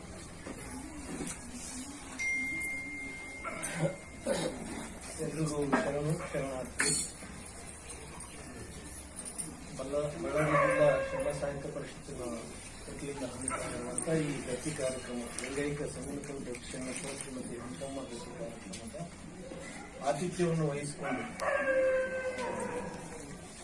ಗತಿ ನೀಡಿದವರು ಒಂದು, ಆದ್ರೆ ಸರ್ ಹೇಳಿದಂಗೆ ಅದರದ ಆತಿಥ್ಯವನ್ನು ವಹಿಸಿಕೊಳ್ಳುವಂತ ಒಂದು ಮಹತ್ ಕಾರ್ಯವನ್ನು ಹಮ್ಮಿಕೊಂಡಂತ ಸಿದ್ದೇಶ್ವರಿ ಮೇಡಮ್ ಮತ್ತು ಶ್ರೀಮತಿ ವಿದ್ಯಾವತಿ ವೀರೇಶ್ ದಂಪತಿಗಳು ಅದು ದೊಡ್ಡದು. ಈಗಾಗಲೇ ಹೇಳಿದೆ, ಇಷ್ಟೆಲ್ಲ ಜನರನ್ನು ಇಂಥ ಒಂದು ಸರ್ಕಾರಕ್ಕೆ ಅನುವು ಮಾಡಿ ನಾವು ಒಳ್ಳೆ ಮಾತುಗಳು ಕೇಳಬೇಕು, ಸತ್ಸಂಗ ಆಗಬೇಕು ಅನ್ನೋ ಒಂದು ಪರಮ ಪವಿತ್ರ ಉದ್ದೇಶದಿಂದ ಹಮ್ಮಿಕೊಂಡಿರುವಂತ ಈ ಕಾರ್ಯಕ್ರಮದಲ್ಲಿ ಈಗ ನಾನು ಆರಿಸಿಕೊಂಡಿರುವಂತ ವಿಚಾರ ಶರಣರ ವಿಚಾರ. ಮಾತೆಂಬುದು ಜ್ಯೋತಿರ್ಲಿಂಗ. ಅಲ್ಲಮ ಪ್ರಭುಗಳು ಹೇಳಿದಂತ ಈ ಯುಕ್ತಿ ಮಾತೆಂಬುದು ಜ್ಯೋತಿರ್ಲಿಂಗ, ಜ್ಯೋತಿರ್ಲಿಂಗಕ್ಕೆ ಹೋಲಿಸ್ತಾರೆ ಮಾತನ್ನ. ಯಾಕೆ ಅಂತಹ ಒಂದು ಮಹತ್ವ ಈ ಮಾತಿಗೆ ಏನಿದೆ?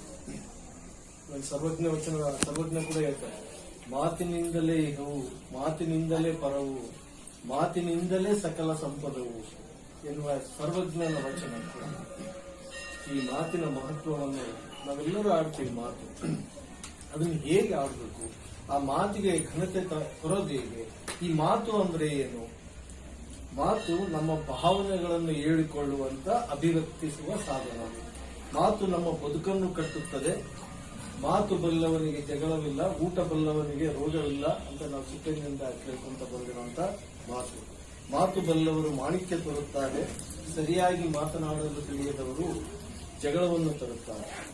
ಉತ್ತಮರ ಬಾಯೊಳಗೆ ಮಾತು ಮುತ್ತಾದರೆ ಕೆಟ್ಟವರ ಬಾಯಲ್ಲಿ ಮಾತು ಮೃತ್ಯುವಾಗಲೂ ಬಲ್ಲದು. ಪ್ರಪಂಚದಲ್ಲಿ ಅಮೃತ ಮತ್ತು ವಿಷ ಎರಡೂ ಒಟ್ಟಿಗೆ ಇರುವ ಏಕೈಕ ಸ್ಥಳವೆಂದರೆ ಅದು ನಾಲಿಗೆ. ಅದು ಅಮೃತಕ್ಕೂ ಅನುವು ಮಾಡಿಕೊಡಬಹುದು, ಅದು ವಿಷಕ್ಕೂ ಅನುವು ಮಾಡಿಕೊಡಬಹುದು. ಅಂತಹ ಶಕ್ತಿ, ವಿಶಿಷ್ಟ ವಿರಾಟ್ ಶಕ್ತಿ ಈ ಮಾತಿಗಿದೆ. ಮನುಷ್ಯನ ವ್ಯಕ್ತಿತ್ವ ಅರಿಯುವ ಸಾಧನವೆಂದರೆ ಅದು ಆತನ ಮಾತೆ. ಮನುಷ್ಯನನ್ನು ಬಿಟ್ಟರೆ ಜಗತ್ತಿನ ಬೇರಾವ ಪ್ರಾಣಿಗೂ ಮಾತಿನ ಶಕ್ತಿ ಇಲ್ಲ. ಒಂದು ವೇಳೆ ಈ ಮಾತಿನ ಶಕ್ತಿ ಇಲ್ಲದಿದ್ರೆ ಮನುಷ್ಯ ಬೇರೆ ಪ್ರಾಣಿಗಳಂತೆ ಮೂಕವಾಗಿರಬೇಕಾಗ್ತಿತ್ತು. ಮಾನವ ಲೋಕದ ಸಂವಾದ ಮುಖ್ಯವಾಗಿ ನಡೆಯುತ್ತಿರೋದು. ನಾವೆಲ್ಲ ಏನ್ ಕಮ್ಯುನಿಕೇಟ್ ಮಾಡ್ತೀವಿ ಪರಸ್ಪರ, ಈ ಸಂವಾದ ಇಲ್ಲದೆ ಇದ್ರೆ ಆಗಲ್ಲ. ಈ ಸಂವಾದ ನಡೆಯದೆ ಈ ಮಾತಿನ ಮೂಲಕ. ಇದೊಂದು ವಿಶಿಷ್ಟ ಸಾಧನ ಅಂತ ನಾವು ಮರಿಬಾರ್ದು.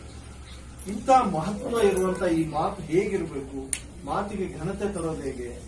ಮಹಾಜ್ಞಾನಿ ವಚನಕಾರ ಅಲ್ಲಮ ಪ್ರಭುಗಳು ಮಾತೆಂಬುದು ಜ್ಯೋತಿರ್ಲಿಂಗ ಅಂತ ಜ್ಯೋತಿರ್ಲಿಂಗ ನಮ್ಮ ಸಂಸ್ಕೃತಿಯಲ್ಲಿ, ನಮ್ಮ ಧರ್ಮದಲ್ಲಿ, ಭಾರತೀಯ ಸಂಸ್ಕೃತಿಯಲ್ಲಿ ಜ್ಯೋತಿರ್ಲಿಂಗಕ್ಕೆ ಬಹಳವಾದ ಮಹತ್ವ ಇದೆ. ದ್ವಾದಶ ಜ್ಯೋತಿರ್ಲಿಂಗಗಳು ಅಂತ ಹೇಳ್ತೀವಿ. 12 ಜ್ಯೋತಿರ್ಲಿಂಗಗಳು ದರ್ಶನ ಆಗಬೇಕು, ನಾವೆಲ್ಲ ಒಂದು ಮೋಕ್ಷ ಆಗಬೇಕು ಅನ್ನೋ ಒಂದು ಭಾವನೆ ನಮ್ಮ ಸಂಸ್ಕೃತಿಯಲ್ಲಿ ಮೊದಲಿಂದಲೂ ಬಂದಿದೆ. ಅಂತಹ ಒಂದು ಪರಮ ಜ್ಯೋತಿರ್ಲಿಂಗಗಳಿಗೆ ಮಾತನ್ನ ಅಲ್ಲಮ ಪ್ರಭುವಿನಂತ ಮಹಾಜ್ಞಾನಿ ಅದನ್ನ ಹೋಲಿಸಬೇಕಾದ್ರೆ ಇದರ ಮಹತ್ವ ನಾವು ಅರ್ಥ ಮಾಡ್ಕೊಳ್ಬೇಕಾಗ್ತದೆ. ಅಂದ್ರೆ ನಮ್ಮ ಒಳ್ಳೆಯ ಮಾತುಗಳಿಂದ, ಪ್ರಾಮಾಣಿಕ ಮಾತುಗಳಿಂದ ಆ ಜ್ಯೋತಿರ್ಲಿಂಗದ ದರ್ಶನ ನಮ್ಮಲ್ಲೇ ಆಗಬಹುದು ಅನ್ನೋ ಒಂದು ಅರ್ಥಪೂರ್ಣ ಅಭಿವ್ಯಕ್ತಿ ಇಲ್ಲಿ ಹೊರಹೊಮ್ಮುತ್ತದೆ. ಮನುಷ್ಯ ಯಾವುದೇ ವಸ್ತುಗಳಿಂದ ಅಲಂಕಾರ ಮಾಡ್ಕೊಳ್ಳೋದಕ್ಕಿಂತ, ಅದಕ್ಕೆ ಮಾಡಿಕೊಂಡು ಶೋಭಿಸೋದಕ್ಕಿಂತ ಒಳ್ಳೆ ಮತ್ತು ಪ್ರಾಮಾಣಿಕ ಮಾತುಗಳಿಂದ ಶೋಭಿಸುತ್ತಾನೆ ಅಂತ ಒಂದು ಸುಭಾಷಿತ ಕೂಡ ಹೇಳ್ತೀವಿ. ಮಾತು ಆಡಿದ್ರೆ ಹೋಯ್ತು, ಮುತ್ತು ಒಡೆದ್ರೆ ಹೋಯ್ತು ಅಂತ ಈ ಮೇಡಮ್ ಕೂಡ ಹೇಳ್ತಾ ಇದ್ರು. ಮಾತು ಆಡಿದ ಮೇಲೆ ಮತ್ತೆ ವಾಪಸ್ ಬರೋದಿಲ್ಲ. ಆದ್ರಿಂದ ಮಾತಾಡುವಾಗನೇ ಎಚ್ಚರಿಕೆಯಿಂದ ಮಾತಾಡಬೇಕು. Open your mind before open your mouth ಅಂತ ಹೇಳ್ತಾರೆ. ಮಾತಾಡೋದಕ್ಕಿಂತ ಮುಂಚೆ ನಮ್ಮ ಮನಸ್ಸನ್ನು ಓಪನ್ ಮಾಡ್ಕೊಂಡು ಆಮೇಲೆ ನಮ್ಮ ಬಾಯಿ ಓಪನ್ ಮಾಡಬೇಕು, ಮಾತಾಡಬೇಕು. ಅದರಿಂದ ಅವಘಡ ಅನರ್ಥ ತಪ್ಪುತ್ತದೆ ಅಂತ. ಯಾಕಂದ್ರೆ ಕೆಲವೊಮ್ಮೆ ಕತ್ತಿ ಮಾಡೋ ನೋವಿಗಿಂತ ಮಾತು ಹೆಚ್ಚು ನೋವು ಕೊಡುವಂತ ಸಂದರ್ಭಗಳು ಬರ್ತವೆ. ಕತ್ತಿಯಿಂದ ಆಗೋ ನೋವಿಗಿಂತ ಇದು ನಿಮ್ಮೆಲ್ಲರ ಅನುಭವಕ್ಕೆ ಬಂದಿರುವಂತ ವಿಷಯನೇ. ಇನ್ನೊಂದು ಹೇಳ್ತಾರೆ ತಿಳಿದಂತವರು, ನಾವು ಆಡದ ಮಾತಿಗೆ ನಾವು ಒಡೆಯರು, ನಾವು ಆಡುವ ಮಾತಿಗೆ ಮಾತ್ರ ನಾವೇ ಜವಾಬ್ದಾರರು. ನಾವು ಮಾತಾಡಿಲ್ಲ ಅಂದ್ರೆ ನಾವು ಒಡೆಯರು, ಅಂದ್ರೆ ನನ್ಗೆ ಅದ್ರ ಏನು ಸಮಸ್ಯೆ ಬರೋದಿಲ್ಲ. ಬಟ್ ಒಂದ್ಸಾರಿ ನಾವು ಏನೇ ಮಾತಾಡ್ಲಿ ಅದಕ್ಕೆ ನಾವೇ ಜವಾಬ್ದಾರರಾಗಿರ್ತೀವಿ. ಆ ಜವಾಬ್ದಾರಿತನ ಸಹಜವಾಗಿ ನಮ್ಮಲ್ಲೇ ಬಂದ್ಬಿಡ್ತದೆ. ಅದಕ್ಕೆ ನಾವು ಬಹಳ ಅರ್ಥಪೂರ್ಣವಾಗಿ ಆಲೋಚನೆ ಮಾಡಿ ಅದನ್ನು ಮುಂದುವರಿಸಬೇಕು ಅನ್ನೋದು. ಮನುಷ್ಯ ಬಡವ ಬಲ್ಲಿದನಿರಲಿ, ದಲಿತ ಬಲಿತನಿರಲಿ, ಸನ್ಯಾಸಿಯಾಗಿರಲಿ, ಸಂಸಾರಿಯಾಗಿರಲಿ, ಆತನ ಯಶಸ್ಸು ಹಾಗೂ ಶ್ರೇಯೋಭಿವೃದ್ಧಿಗೆ ಈ ಮಾತೇ ಸೋಪಾನ.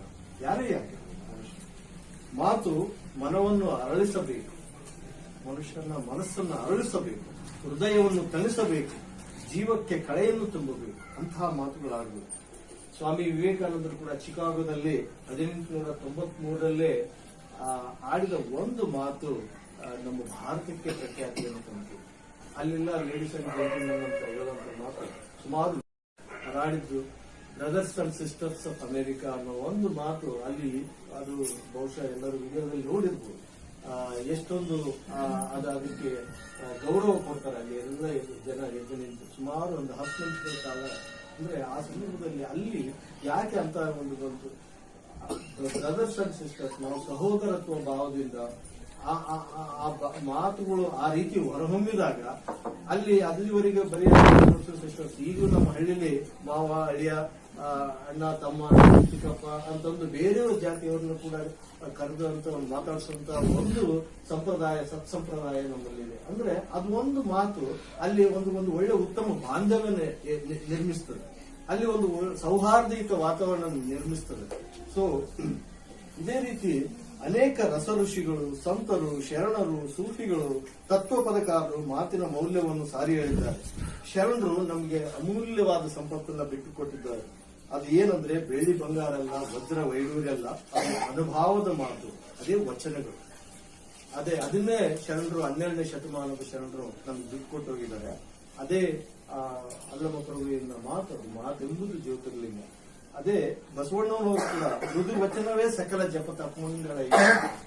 ಎಲ್ಲ ನಮ್ಮ ಪೂಜೆ, ಪುರಸ್ಕಾರ, ಜಪ, ತಪ ಮೃದು ವಚನವೇ, ಒಳ್ಳೆ ಮಾತೆ, ಪ್ರಾಮಾಣಿಕವಾದ ಮಾತೆ ನಮ್ಮ ಪೂಜೆ. ಅದೇ ಪೂಜೆ, ಅದಕ್ಕಿಂತ ದೊಡ್ಡ ಪೂಜೆ ಇನ್ನೇನಿಲ್ಲ. ಅದೇ ತಪಸ್ಸು, ಬೇರೆ ಜಪ ತಪ ಬೇಕಿಲ್ಲ. ಅಯ್ಯ ಎಂದರೆ ಸ್ವರ್ಗ, ಎಲ್ಲವೂ ಎಂದರೆ ನರಕ. ಅಯ್ಯ ಅಂತ ಮಾತಾಡಿಸಿದ್ರೆ, ಅಣ್ಣ ತಮ್ಮ ಅಂತ ಮಾತಾಡಿಸಿದ್ರೆ ಅದೇ ಸ್ವರ್ಗ. ಅದೇ ನಾವು ತಪ್ಪಿ ನುಡಿದರೆ ಅದೇ ನರಕ ಆಗ್ತದೆ ಅಂತ. ಸ್ವರ್ಗದಂತ ಬದುಕಿಗೆ ಅವರೊಂದು ಸರಳ ಸೂತ್ರ ಹೇಳ್ತಾರೆ. ನುಡಿದರೆ ಮುತ್ತಿನ ಹಾರದಂತಿರಬೇಕು, ಬಸವಣ್ಣನ ವಚನ. ನುಡಿದರೆ ಮುತ್ತಿನ ಹಾರದಂತಿರಬೇಕು, ನುಡಿದರೆ ಮಾಣಿಕ್ಯದ ದೀಪ್ತಿಯಂತಿರಬೇಕು, ನುಡಿದರೆ ಸ್ಫಟಿಕದ ಸಲಾಕೆಯಂತಿರಬೇಕು, ನುಡಿದರೆ ಲಿಂಗ ಮೆಚ್ಚಿ ಅಹುದಹುದೆನ್ನಬೇಕು, ನುಡಿಯೊಳಗಾಗಿ ನಡೆಯದಿದ್ದರೆ ಕೂಡಲ ಸಂಗಮ ದೇವನೆಂತೊಲಿವನಯ್ಯ. ಮಾತು ಕೂಡಲ ಸಂಗಮನನ್ನು, ಅಂದರೆ ದೇವರನ್ನು ಒಲಿಸುವ ಸಾಧನ. ಲಿಂಗ ಮೆಚ್ಚಿ ಹೌದೌದು ಎನ್ನಬೇಕು ಅಂತಾರೆ ಬಸವಣ್ಣವರು. ಅಂದ್ರೆ ಅದರ ಮಹತ್ವವನ್ನ, ನುಡಿಯ ಮಹತ್ವ, ಮಾತಿನ ಮಹತ್ವವನ್ನು ಸಾರಿ ಹೇಳ್ತಾರೆ. ಅದೇ ರೀತಿ ಇನ್ನೊಬ್ಬ ವಚನಕಾರ ಬೇಡರ ದಾಸಮಯ್ಯನವರು, ಕರಿಯ ನಿತ್ತೊಡೆ ಒಲ್ಲೆ, ಸಿರಿಯ ನಿತ್ತೊಡೆ ಒಲ್ಲೆ, ಹಿರಿದಪ್ಪ ರಾಜ್ಯವ ನಿತ್ತೊಡೆ ಒಲ್ಲೆ, ನಿಮ್ಮ ಶರಣರ ಉತ್ತಮ ನುಡಿಗಳನ್ನು ಕೇವಲ ಅರಗಳಿಗೆ ಇತ್ತೊಡೆ ನಿನ್ನನ್ನೇ ಇತ್ತಂತೆ ಎನ್ನುತ್ತಾರೆ. ಕರಿಯ ನಿತ್ತೊಡೆ ಒಲ್ಲೆ ಅಂದ್ರೆ ಆನೆ. ಕರಿ ಅಂದ್ರೆ ವಚನಕಾರ ಭಾಷೆಗೆ ಆನೆ. ಆ ಕಾಲಕ್ಕೆ ದೊಡ್ಡದು. ಆನೆ ಕೊಟ್ಟರು ಬೇಡ, ಸಿರಿ ಸಂಪತ್ತು ಕೊಟ್ಟರು ಬೇಡ, ಹಿರಿದಪ್ಪ ರಾಜ್ಯ ಕೊಟ್ಟರು ಕೂಡ ಬೇಕಾಗಿಲ್ಲ, ನಿಮ್ಮ ಶರಣರ ಉತ್ತಮ ನುಡಿಗಳು. ಈಗೇನು ಸಿದ್ದೇಶ್ವರ ಹೇಳಿದ್ರು, ಸುದೀಪ್ ಸಾರ್ ಹೇಳಿದ್ರು, ಆ 12ನೇ ಶತಮಾನದ ಶರಣರ ವಚನಗಳನ್ನ ಈ ರೀತಿ ಒಂದು ಮುಗಿಸುವಂತ ಒಂದು ಪ್ರಯತ್ನ ಈಗ 1000 ವರ್ಷಗಳು, 900 ವರ್ಷಗಳಾದ್ರೂ ಕೂಡ ಅದು ಇವತ್ತಿಗೂ ಪ್ರಸ್ತುತ ಆಗಿದೆ. ಅವು ಈಗ ಮನೆ ಮನೆಗೂ ಮುಟ್ಟಬೇಕು, ಮನಸ್ಸಿಗೂ ಮುಟ್ಟಬೇಕು ಅಂತ ಇಂಥ ಒಂದು ಪ್ರಾಮಾಣಿಕ ಪ್ರಯತ್ನ ಏನ್ ನಡೆದಿದೆ. ಅವ್ರಿಗೆ ನಿನ್ನೆ ಆಸ್ಪತ್ರೆಗೆ ಹೋದ್ರೂ ಕೂಡ ಇಲ್ಲೊಂದು ಸತ್ಸಂಗ ನಡೀಲಿ, ಒಳ್ಳೆ ಮಾತು ಕೇಳಿದೆ ಅನ್ನೋದು. ಇಂಥ ಮಾತುಗಳು ಬೇಕು ಅಂತ ಬೇಡರ ದಾಸಮಯ್ಯ ಕೂಡ ಆಗ್ಲೇ ಹೇಳಿದ್ರು. ಒಳ್ಳೆ ಮಾತುಗಳಿಂದ ದೇವರೇ ಸಾಕ್ಷಾತ್ಕಾರ ಆಗ್ತಾನೆ. ದರ್ಪವನ್ನೇರಿದ ಈ ಶರೀರವೆಂಬ ಬಂಡಿಗೆ ನಿಮ್ಮ ಶರಣರ ಸುಂದರವಾದ ಮಾತುಗಳೇ ಕಡೆಗೀಲು. ಕಡೆಗೀಲು ಅಂದ್ರೆ ಕಡಾಣೆ ಅಂತ, ಬಂಡಿ ಕಡಾಣೆ ಅಂತ ಏನಂತ. ಕಡು ದರ್ಪವನ್ನೇರಿದ ಈ ಶರೀರಕ್ಕೆ ಇದೇ ಆದ ಒಂದು ಅಹಂ, ಸೊಕ್ಕು ಅದೆಲ್ಲ ಇರ್ತದೆ. ನಾನು ಇದು ಅಂತ. ಅದಕ್ಕೆ ನಿಮ್ಮ ಸುಂದರವಾದ ಮಾತುಗಳು, ಶರಣರ ಸುಂದರವಾದ ಮಾತುಗಳೇ ಕಡೆಗೀಲು ಎಂದು ಮಾತಿನ ಮಹತ್ವವನ್ನು ಎತ್ತಿ ಹೇಳಿದ್ದಾರೆ. ಶರಣರು ಮನದೆರೆದು ಮಾತನಾಡಿದರೆ ಲಿಂಗವ ಕಾಣಬಹುದು. ಪ್ರಾರಂಭದಲ್ಲಿ ಹೇಳಿದ್ರು. ಈಗ ನಮ್ಮ ವಿದ್ಯಾರ್ಥಿ ಗಿರೀಶ್ ಕಂಪನಿಗಳು ಸುಪುತ್ರರು ಕೂಡ ಒಂದು ಒಳ್ಳೆ ಪ್ರಾರ್ಥನೆ ಆಗಿದೆ. ಆ ಕುಟುಂಬದ ಇದೆಲ್ಲ ದಾಸೋಹ ಹಚ್ಕೊಂಡು ಮೊದಲಿಂದ ಪ್ರಾರ್ಥನೆ ಹೇಳಿಸ್ತಾ ಇಷ್ಟೆಲ್ಲ ಜನರನ್ನ ಕರೆಸಿ ನಾವು ಮನೆಯಲ್ಲಿ ಒಬ್ಬರ ಇದ್ರೆ ನಮ್ಮ ಸಂಬಂಧಿಕರೇ ಒಬ್ಬರಿದ್ರೆ ಬಂದು ಓಡಾಡಿರ್ತೀವಿ. ಇಷ್ಟೆಲ್ಲ ಬಂಧುಗಳನ್ನ ನಮ್ಮವರೇ ಅಂತ ಕರೆಸ್ಕೊಂಡು ಇಷ್ಟೆಲ್ಲ ಆ ಮನಸ್ಥಿತಿ, ಆ ಶರಣರ ಮನಸ್ಥಿತಿ ಅದು. ಹೀಗೆ ಬಾಗಿದ ತಲೆಯಾಗಿಸಿ ಮುಗಿದ ಕೈಯಾಗಿಸಿ ಕೂಡಲ ಸಂಗಮ ದೇವ ಎನ್ನುವ ಬಸವಣ್ಣನವರ ಮಾತಿನಂತೆ ನಾವು ಮಾತನಾಡುವಾಗ ಸಮಯ ಸಂದರ್ಭವನ್ನು ಅವಲೋಕಿಸಿ ಮಾತನಾಡಬೇಕು. ಸಿಟ್ಟಿನ ಕೈಯಲ್ಲಿ ಬುದ್ಧಿ ಕೊಡಬಾರದು.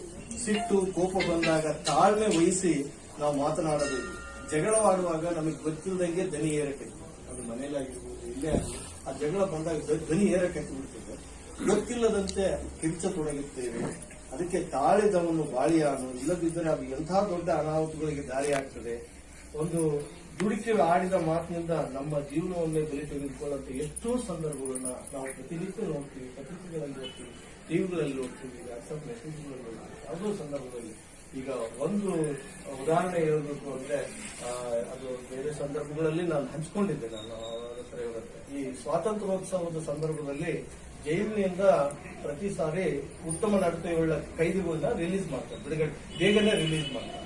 ಅಂತ ಒಂದು ಸಂದರ್ಭದಲ್ಲಿ ಒಬ್ಬ ವ್ಯಕ್ತಿ ಜೈಲಿಂದ ಹೊರಗಡೆ, ಅವ್ರಿಗೆ ಜೀವಾವಧಿ ಶಿಕ್ಷೆ ಆದಂತ ಒಬ್ಬ ವ್ಯಕ್ತಿನ ಹೊರಗಡೆ ಬಂದಾಗ ಪತ್ರಿಕೆಯವರು ಹೋಗಿ ನಿಮ್ಗೆ ಏನು ಇತ್ತು, ಯಾಕೆ ಬಂದಿದ್ರಿ ಇಲ್ಲಿ, ಯಾವ ಕಾರಣದಿಂದ ನೀನು ಜೈಲಿಗೆ ಹೋಗ್ಬೇಕಾಗಿ ಬಂತು ಅಂದ್ರೆ ಅವ್ರ ಮಗಳು ಕರ್ಕೊಂಡು ಹೋಗಕ್ಕೆ ಬರುತ್ತಾರೆ. ಯಾರೋ ಕೊಪ್ಪಳ ಜಿಲ್ಲೆ ಕಡೆಯವರು, ಹಳ್ಳಿಯವರು.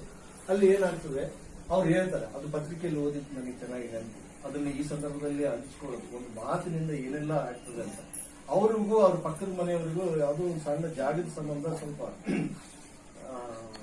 ವ್ಯತ್ಯಾಸ ಬಂತಂತೆ. ಅಕ್ಕಪಕ್ಕದ ಮನೆ ಬರ್ತದೆ, ನಮ್ದು ಜಾಗ ನಿಂದಿದ್ದ ಹಂಗ ಮಾತಾಡ್ತಾ ಜಗಳ ಆಡ್ಬೇಕಾದ್ರೆ ಅದು ಹಾಗೆ ಮಾತಿನಲ್ಲಿ ಆ ಕಡೆಯವರು ಸ್ವಲ್ಪ ಕೆಟ್ಟ ಮಾತು, ಏನು ಹೆಣ್ಮಕ್ಳ ಬಗ್ಗೆ ಹಂಗೆಲ್ಲ ಮಾತಾಡಿದ ಕೂಡಲೇ ಇವ್ರಿಗೆ ಕೋಪ ಬಂದು, ಆ ಕೆಟ್ಟ ಮಾತಿನಿಂದ ಕೋಪ ಬಂದು ಸಿಟ್ಟಿಗೆ ಅಲ್ಲೇ ಹಿಡ್ಕೊಂಡು ಕೊರಡು ಕಾಂಡು ಕಟ್ಟಿಗೆ ಕೊರಡು ಕಾಂಡು ಹೊಡೆದು ಬಿಟ್ಟಂತೆ.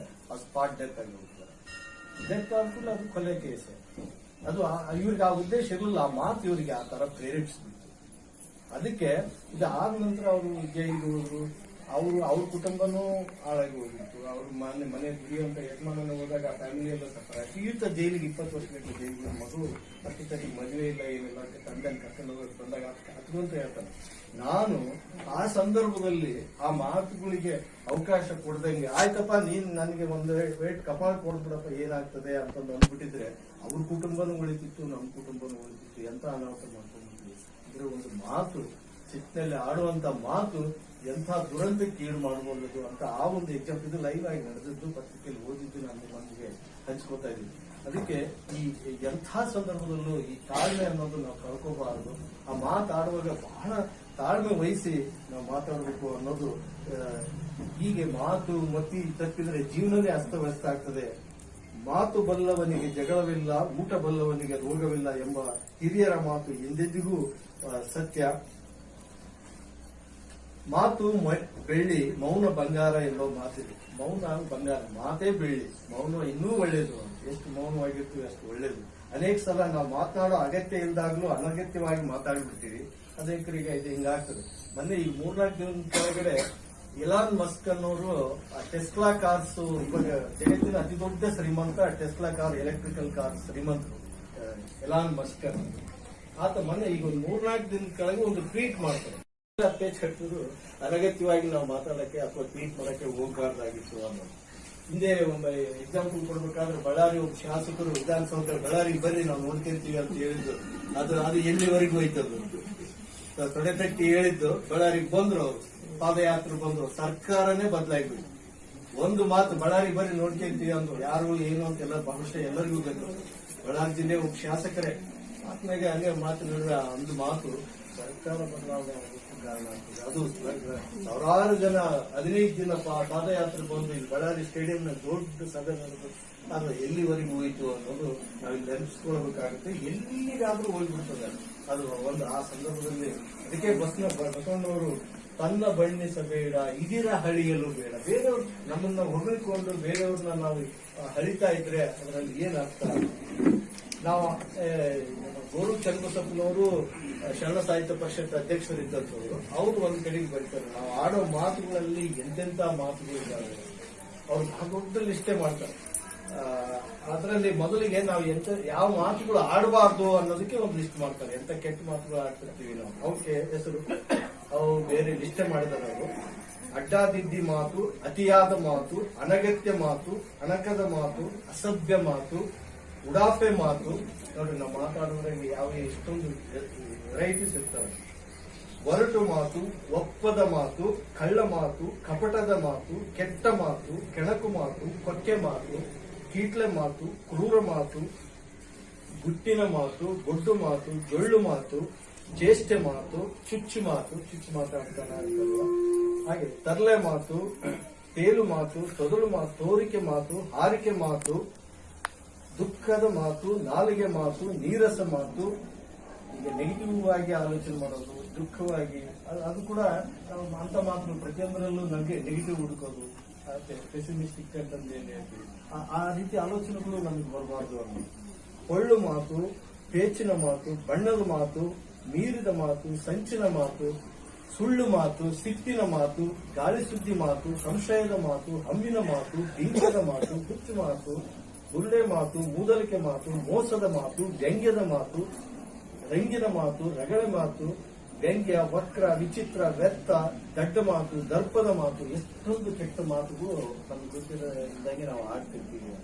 ಈ ಹೆಸರುಗಳು ಇವೆ. ಅಂದ್ರೆ ನಾವು ಬೇಕಂದ್ರೆ ಅನಗತ್ಯವಾಗಿ ಕೆಲವು ಸಂದರ್ಭಗಳಲ್ಲಿ ಸುಮ್ಮನೆ ಮಾತಾಡಿ ಇಂಥವೆಲ್ಲ ಮಾತುಗಳು ಆಡ್ತೀವಿ.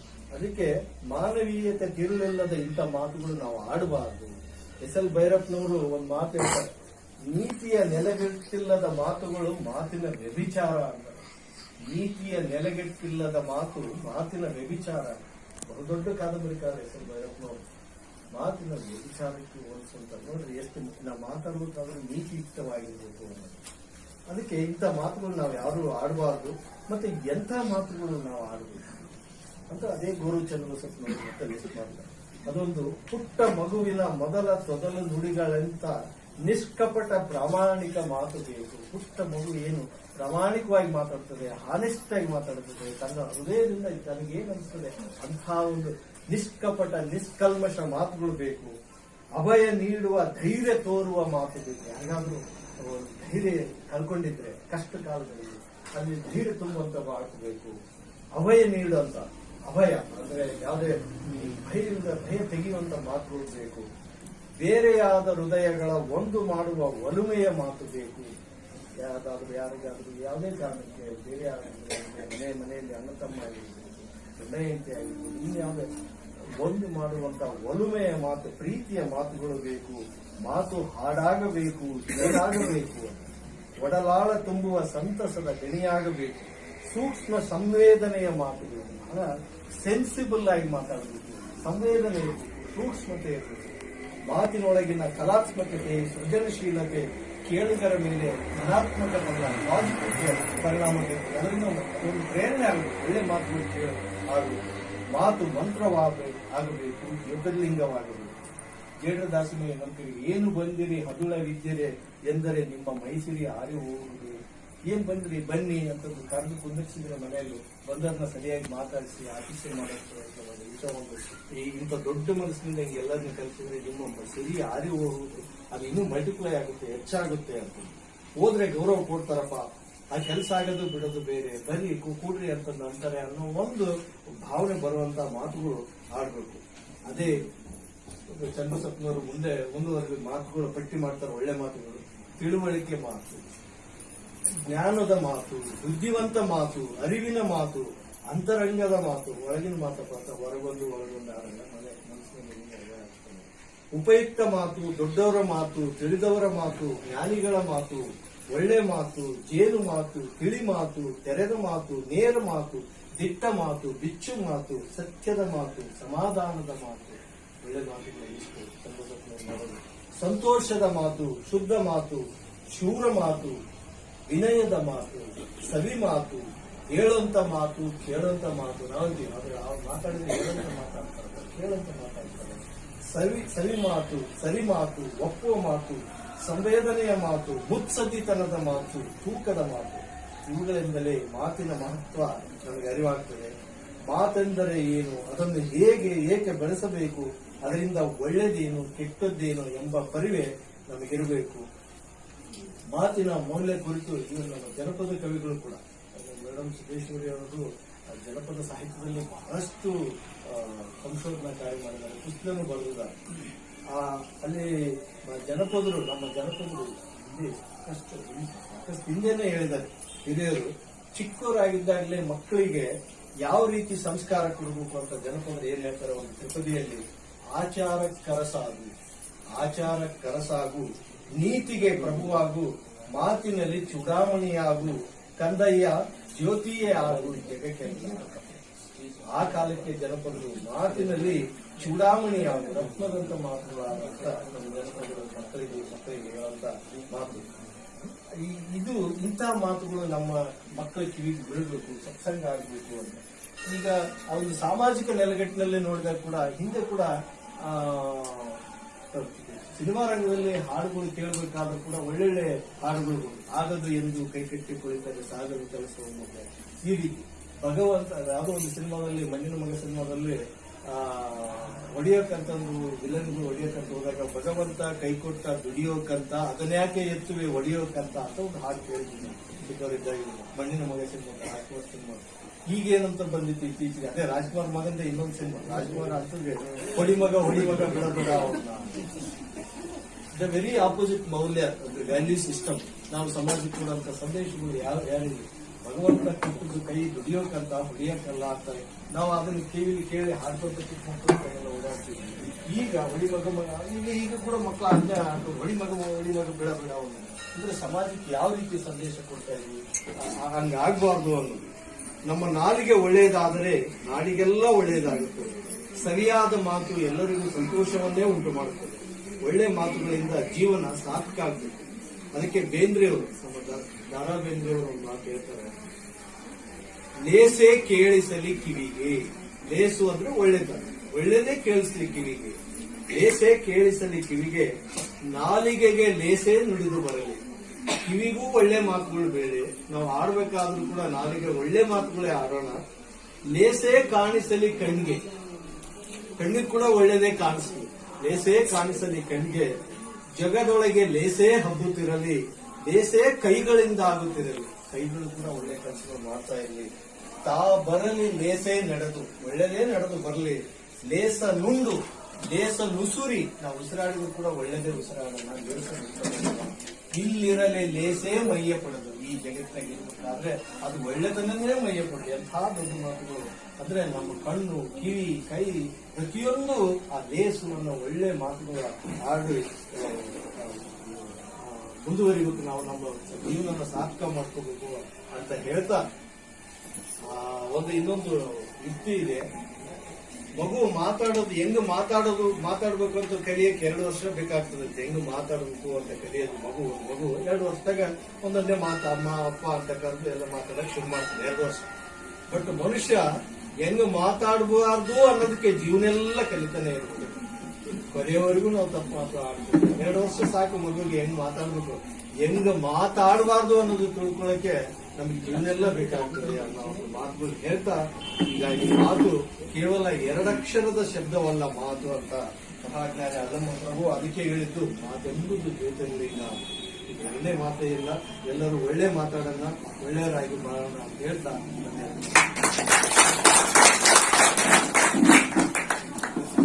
ಮಾತಿನ ಮಹತ್ವವನ್ನು ಮಾರ್ಮಿಕವಾಗಿ ಅರ್ಥಪೂರ್ಣವಾಗಿ ಪ್ರಸ್ತುತ ಕಾಲಘಟ್ಟದಲ್ಲಿ ಮಾತು ಎಷ್ಟು ಪ್ರಾಮುಖ್ಯತೆಯನ್ನ ಪಡ್ಕೊಳ್ತದೆ, ಅದರ ಅಸ್ತಿತ್ವ ಏನು, ಇಂದಿನ ದಿನಮಾನಗಳಲ್ಲಿ ಮಕ್ಕಳಿಂದ ಹಿಡಿದು ನಾವು ಆ ಒಂದು ಮಾತಿನ ಸತ್ಯಾಸತ್ಯತೆಯನ್ನ ತಿಳಿಸಬೇಕಾಗ್ತದೆ. ಇಲ್ಲಿ ಮಕ್ಕಳು ಸಹ ತುಂಬಾ ಜನ ಇದ್ದಾರೆ. ಅವರನ್ನು ಸಹ ಇಂಥ ಕಾರ್ಯಕ್ರಮಗಳಲ್ಲಿ ಎಲ್ಲರೂ ತೊಡಗಿಸ್ಕೊಂಡು ಮತ್ತೆ ನಾವ್ ಏನ್ ಮಾಡ್ಬೇಕು, ಪುನರ್ಮನನ ಮಾಡ್ಕೋಬೇಕು. ಎಳೆದವರು ಎಳುವುದು ಸಹಜ, ಆದ್ರೆ ಮಾತನಾಡೋರು ಎಲ್ಲೋ ಒಂದು ಹುಸಿ ಮಾತಾಡಿದ್ರು ಸಹ ಆಮೇಲೆ ಅದನ್ನ ತಿದ್ದುಕೊಳ್ತಕ್ಕಂತ ಅವಕಾಶ ಸಹ ಸಮಾಜ ನಮಗೆ ಕೊಟ್ಟಿದೆ, ಕುಟುಂಬ ನಮಗೆ ಕೊಟ್ಟಿದೆ. ಹಾಗಾಗಿ ಮಾತು ಮಾಣಿಕ್ಯ ಮುತ್ತು, ಅದನ್ನ ಎಲ್ಲರೂ ಸಹ ಪಾಲಿಸೋಣ ಅಂತ ಹೇಳಿ ಹೇಳ್ತಾ, ಇಲ್ಲಿಯವರೆಗೂ ಸಹ ಬಹಳ ಅತ್ಯುತ್ತಮವಾಗಿರ್ತಕ್ಕಂತಹ ಮೌಲಿಕವಾಗಿರ್ತಕ್ಕಂತಹ ಒಂದು ಮಾತುಗಳನ್ನ ಆಡಿರ್ತಕ್ಕಂತಹ ಡಾಕ್ಟರ್ ಕುಂದಗೌಡ ಸರ್ ಅವರಿಗೆ ತುಂಬ ಹೃದಯದ ಧನ್ಯವಾದಗಳನ್ನ ಅರ್ಪಿಸ್ತಾ ಇದ್ದೇನೆ.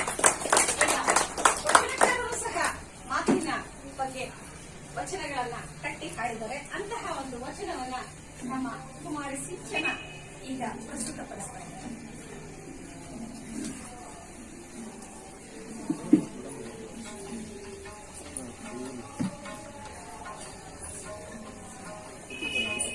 ನುಡಿದರೆ ಮೂರ್ತಿನ ಹಾರದಂತಿರಬೇಕು, ನುಡಿದರೆ ಮೂರ್ತಿನ ಹಾರದಂತಿರಬೇಕು, ನುಡಿದರೆ ಮಾಣಿಕ್ಯದ ದೀಪ್ತಿಯಂತಿರಬೇಕು, ನುಡಿದರೆ ಮಾಣಿಕ್ಯದ ದೀಪ್ತಿಯಂತಿರಬೇಕು, ನುಡಿದರೆ ಮೂರ್ತಿನ ಹಾರದಂತಿರಬೇಕು, ನುಡಿದರೆ ಮೂರ್ತಿನ ಹಾರದಂತಿರಬೇಕು.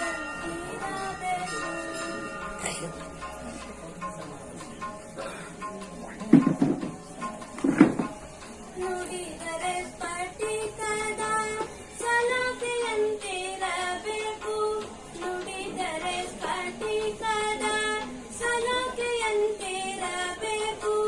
ನುಡಿದರೆ ಲಿಂಗ ಮೆಚ್ಚಿ ಅಹುದಹುದೆನ್ನಬೇಕು, ನುಡಿದರೆ ಲಿಂಗ ಮೆಚ್ಚಿ ಅಹುದಹುದೆನ್ನಬೇಕು, ನುಡಿಯೊಳಗಾಗಿ ನಡೆಯದಿದ್ದರೆ, ನುಡಿಯೊಳಗಾಗಿ ನಡೆಯದಿದ್ದರೆ ಕೂಡಲ ಸಂಗಮ ದೇವನಂತಲ್ವನಯ್ಯ, ಕೂಡಲ ಸಂಗಮ ದೇವನಂತಲ್ವನಯ್ಯ, ನುಡಿದರೆ ಮೂರ್ತಿನ ಹಾರದಂತಿರಬೇಕು, ನುಡಿದರೆ ಮೂರ್ತಿನ, ನುಡಿದರೆ ಮೂರ್ತಿನ, ನುಡಿದರೆ ಮೂರ್ತಿನ ಹಾರದಂತಿರಬೇಕು.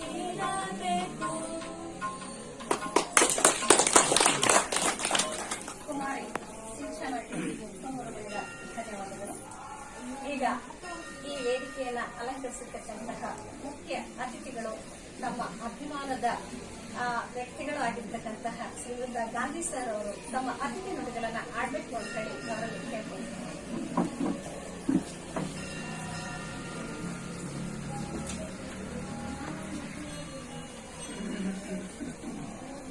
ಜಿಲ್ಲಾ ಕನ್ನಡ ಸಾಹಿತ್ಯ ಪರಿಷತ್ತು ಬಳ್ಳಾರಿ 249 ಮಹಾಮನಿ ವ್ಯಕ್ತಿಕಾರ ಲಿಂಗೈಕ್ಯ ಸಂಘಟನೆಗಳಿಗೆ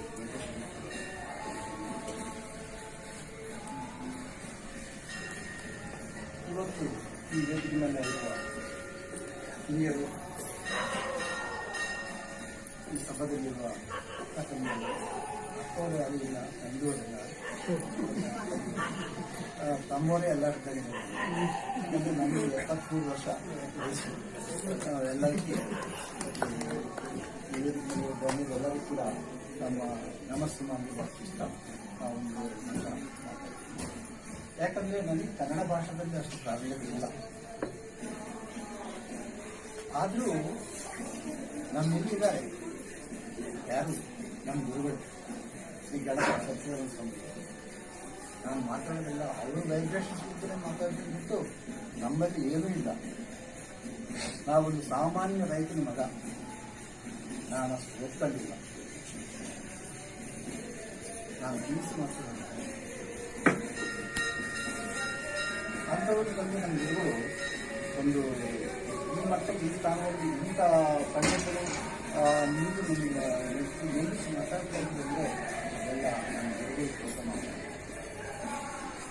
ನಾನು ಅವ್ರ ಕೈನಲ್ಲಿರುವ ಒಂದು ಇನ್ಸ್ಟ್ರುಮೆಂಟ್ ಅಷ್ಟೇ, ನಾನೇನೂ ಇಲ್ಲ. ಅವ್ರು ಮಾಡ್ತಾ ಇದ್ದಾರೆ, ನಾನು ಮಾಡ್ತೀನಿ, ನಮಗೇನಿಲ್ಲ. ಅಷ್ಟು ನಮ್ದಲ್ಲ. ನಾನು ಅಲ್ಲಿ ಸರ್ವಿಸ್ ಮಾಡೋದಕ್ಕೆ ಅವ್ರಿಗೆ ನಾವು ಸರ್ವಿಸ್ ಮಾಡೋದು ಮಾತ್ರ ನಿಂತಿದ್ವಿ ನಾವು. ಆ ಸರ್ವಿಸ್ ಮಾಡಿದ ನಂತರ ನಾವು ಹೋಗ್ತೀವಿ. ಮತ್ತೆ ನೆಕ್ಸ್ಟ್ ಜನರೇಷನ್ ಅವರು ಸರ್ವಿಸ್ ಮಾಡಬೇಕು ಅಂದ್ಕೊಂಡಿದ್ರೆ ಇದು ನಮ್ದು, ನಮ್ಮ ಆಸ್ತಿ, ನಮ್ಮಿದು, ನಮ್ಗೆ ಇಷ್ಟಿದೆ, ನಮ್ಗೆ ಅಷ್ಟು ಬಿಲ್ಡಿಂಗ್ ಇದೆ, ಎಲ್ಲ ಕೆಲಸಕ್ಕೆ ಬದಲಾಗಿ ಈ ಸೆರೆಂಡರ್ ಆಪರೇಟರ್ ಬಗ್ಗೆ ನಾವು ಬಸವಣ್ಣವರ ಮಾತಾಡಿದ್ದೇವೆ. ಬಸವಣ್ಣವರು ಬಿಜಾಪುರ ಜಿಲ್ಲೆಯಲ್ಲಿ ಬಾಗವಾಡಿ ಗ್ರಾಮದಲ್ಲಿ ಬೆಳೀತಾ ಗುಜ್ಜಳ ಮಹಾರಾಜ ಸಂಸ್ಥಾನದಲ್ಲಿ ಮಹಾಮಂತ್ರಿ, ಪ್ರಧಾನಮಂತ್ರಿಗಳು ಇದ್ದರು. ಆ ಕಾಲದಲ್ಲಿ ಕೂಡ ಸಮಾಜದಲ್ಲಿ ದೂರ ನಂಬಿಕೆಗಳು, ಅತ್ಯಾಚಾರಗಳು, ಎಷ್ಟೋ ಅನಾಹುತಗಳು ನಡೆದಿತ್ತು. ಈಗಿನ ಸಮಾಜ ಸ್ವಲ್ಪ ಒಂದು ತರಹ ಸೆಟ್ ಆಗಿದೆ, ಮತ್ತು ಇನ್ನೊಂದು ತರ ಭಯಂಕರವಾಗಿದೆ. ಈಗಿನ ಸಮಾಜದಲ್ಲಿ ಆಗರ ಸಮಾಜನೇ ದೇಶವನ್ನು ತರಿಸ್ತಾ ಇದೆ. ಯಾಕಂದ್ರೆ ಮನುಷ್ಯ ಹೃದಯದಲ್ಲಿ ಕಲ್ಮಶದಲ್ಲಿ ಯಾರ್ಯಾರೂ ಇಲ್ಲ. ಈಗಿನ ಪರಿಸ್ಥಿತಿಯಲ್ಲಿ ಗಂಭೀರವಾಗಿ ಆ ಥರ ಇವರು ಪ್ರಧಾನಮಂತ್ರಿ ಆಗಿದ್ದರು ನಮ್ಮ ಬಸವಣ್ಣವರು. ಇವರು ಎಲ್ಲ ನೋಡ್ಕೊಂಡು ಎಲ್ಲರೂ ಈ ಮುಂದೆ ಜಾತಿ ಮತಗಳ ಬೇಡ ಆ ಥರ ಪ್ರಚಾರ ಮಾಡ್ತಿರ್ತಾ ಇದ್ರೆ ಮಹಾರಾಜರಿಗೆ ಏನು ಅನ್ಸಿದ್ದೀವಿ. ಈಗ ಹಿಂಗೆ ಹೇಳ್ತಾ ಇರೋದಿಲ್ಲ, ನಾವು ಮಹಾರಾಜ, ನಾವು ಕೂಡ ಅವ್ರ ಜೊತೆಗೆ ಎಲ್ಲರೂ ಒಂದು ದೇವಸ್ಥಾನ ಬಿಟ್ಟು ಅವರು ಸಿದ್ದು ಬಂದು ಆಸ್ಥಾನಕ್ಕೆ ಬಹಿಷ್ಕಾರ ಮಾಡಿದ್ದಾರೆ. ಆವಾಗ ಬಸವಣ್ಣವರು ಮನೆಯಲ್ಲಿ ಒಂದು ರಾತ್ರಿ ಒಂದು ಕಳ್ಳ, ಒಂದು ಬೆಳತ, ಒಂದು ನಿಮ್ಮ ಜಾತಿ ಅಂತ ಕಳ್ಳತನ ಮಾಡಿದ್ದು ಬಸವಣ್ಣವ್ರ ಮನೆಗೆ ಬಂದಿದ್ದು. ಅವನು ಮನೆಯಲ್ಲಿ ನೋಡಿದ್ರೆ ಇಲ್ಲಿ ನೋಡಿದ್ರೆ ಅವನು ತಗೊಂಡೋದಂತ ವಸ್ತುಗಳು ಯಾವುದಿಲ್ಲ ಆ ಮನೆಯಲ್ಲಿ. ಆ ಕೊನೆಯಲ್ಲಿ ಅವ್ರ ದೃಷ್ಟಿ ಬಸವಣ್ಣವರ ಅರ್ಧಾಂಗಿ, ಆ ತಾಯಿ ಕೊಳ್ಳಲ್ಲಿರುವ ಮಾಂಗಲ್ಯನಲ್ಲಿ ದೃಷ್ಟಿ. ಆ ಮಾಂಗಲ್ಯ ಇಟ್ಕೊಂಡು ಸ್ವಾಮಿ ಸ್ವಾಮಿ ಅಂತ ಅವರು ತಂದಿದ್ರು. ಬಸವಣ್ಣವರಿಗೆ ಬಂದು ಏನಿದೆ ಯಾಕೆ ಮಾಡಿ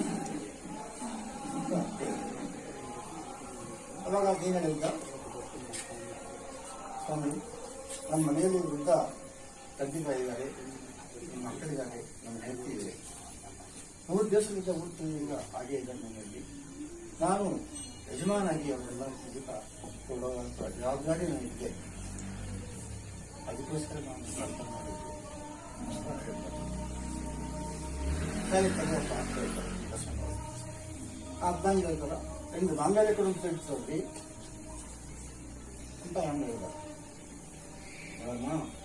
ನಾನು ಕಟ್ಟಿದ್ದು ಮಾಂಗಲ್ಯ, ನಾನು ಕಟ್ಟವನೇ ನಿಮ್ಮ ಮುಗಿತಾ ಇದ್ದೆ. ನಾನು ನನ್ನ ಮಾಂಗಲ್ಯಕ್ಕಂದ್ರೆ ಜಾಸ್ತಿ ಕಟ್ಟಿದ್ದು ಆವೇ ಮುಂದೆ ಮುಗಿದ್ದೀನಲ್ಲ, ಯಾಕೆ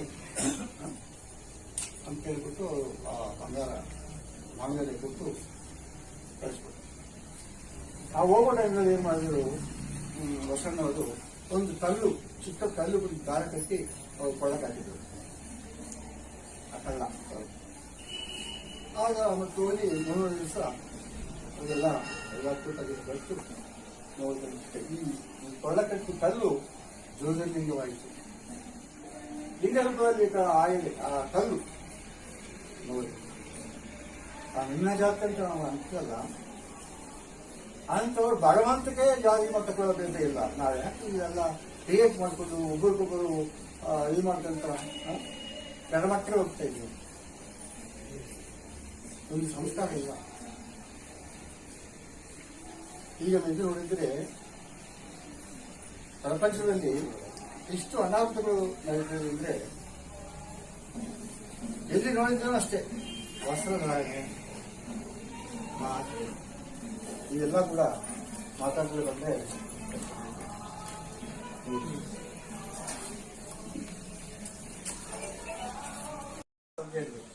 ಅದು ಮಾತು ಎಷ್ಟು ಮಹತ್ವವಾದ ಮಾತು ನೋಡಿ. ಪ್ರತಿಯೊಂದು ದುಡಿಬೇಕು, ತಿನ್ಬೇಕು. ಇದೆಲ್ಲಕ್ಕೂ ಕೆಲವರು ಸಿಟ್ಟು ಬರುತ್ತೆ, ಅಗ್ರವರ್ಣ ಆಗುತ್ತೆ. ಆ ಥರ ಸಮಾಜಕ್ಕೆ ಎಲ್ಲ ದೊಡ್ಡ ದೊಡ್ಡ ಅವ್ರು ಕೂಡ ಎದುರಾಕೊಂಡು ಬಸವಣ್ಣವರು ಅವರು ಎಲ್ಲ ರಾಜ್ಯ ಸುತ್ತಾಡ್ತಾ ಅವರು ಪ್ರವಚನಗಳು ವ್ಯಾಪ್ತಿ ಮಾಡ್ತಾ ಜನನೇ ಅಜ್ಞಾನದಿಂದ ಸುಜ್ಞಾನಕ್ಕೆ ತರಿಸ್ತಾ ಬಸವಣ್ಣವರು ಆ ರೀತಿ ಮಾಡಿದ್ದಾರೆ. ಒಂದು ವಚನ ಏನು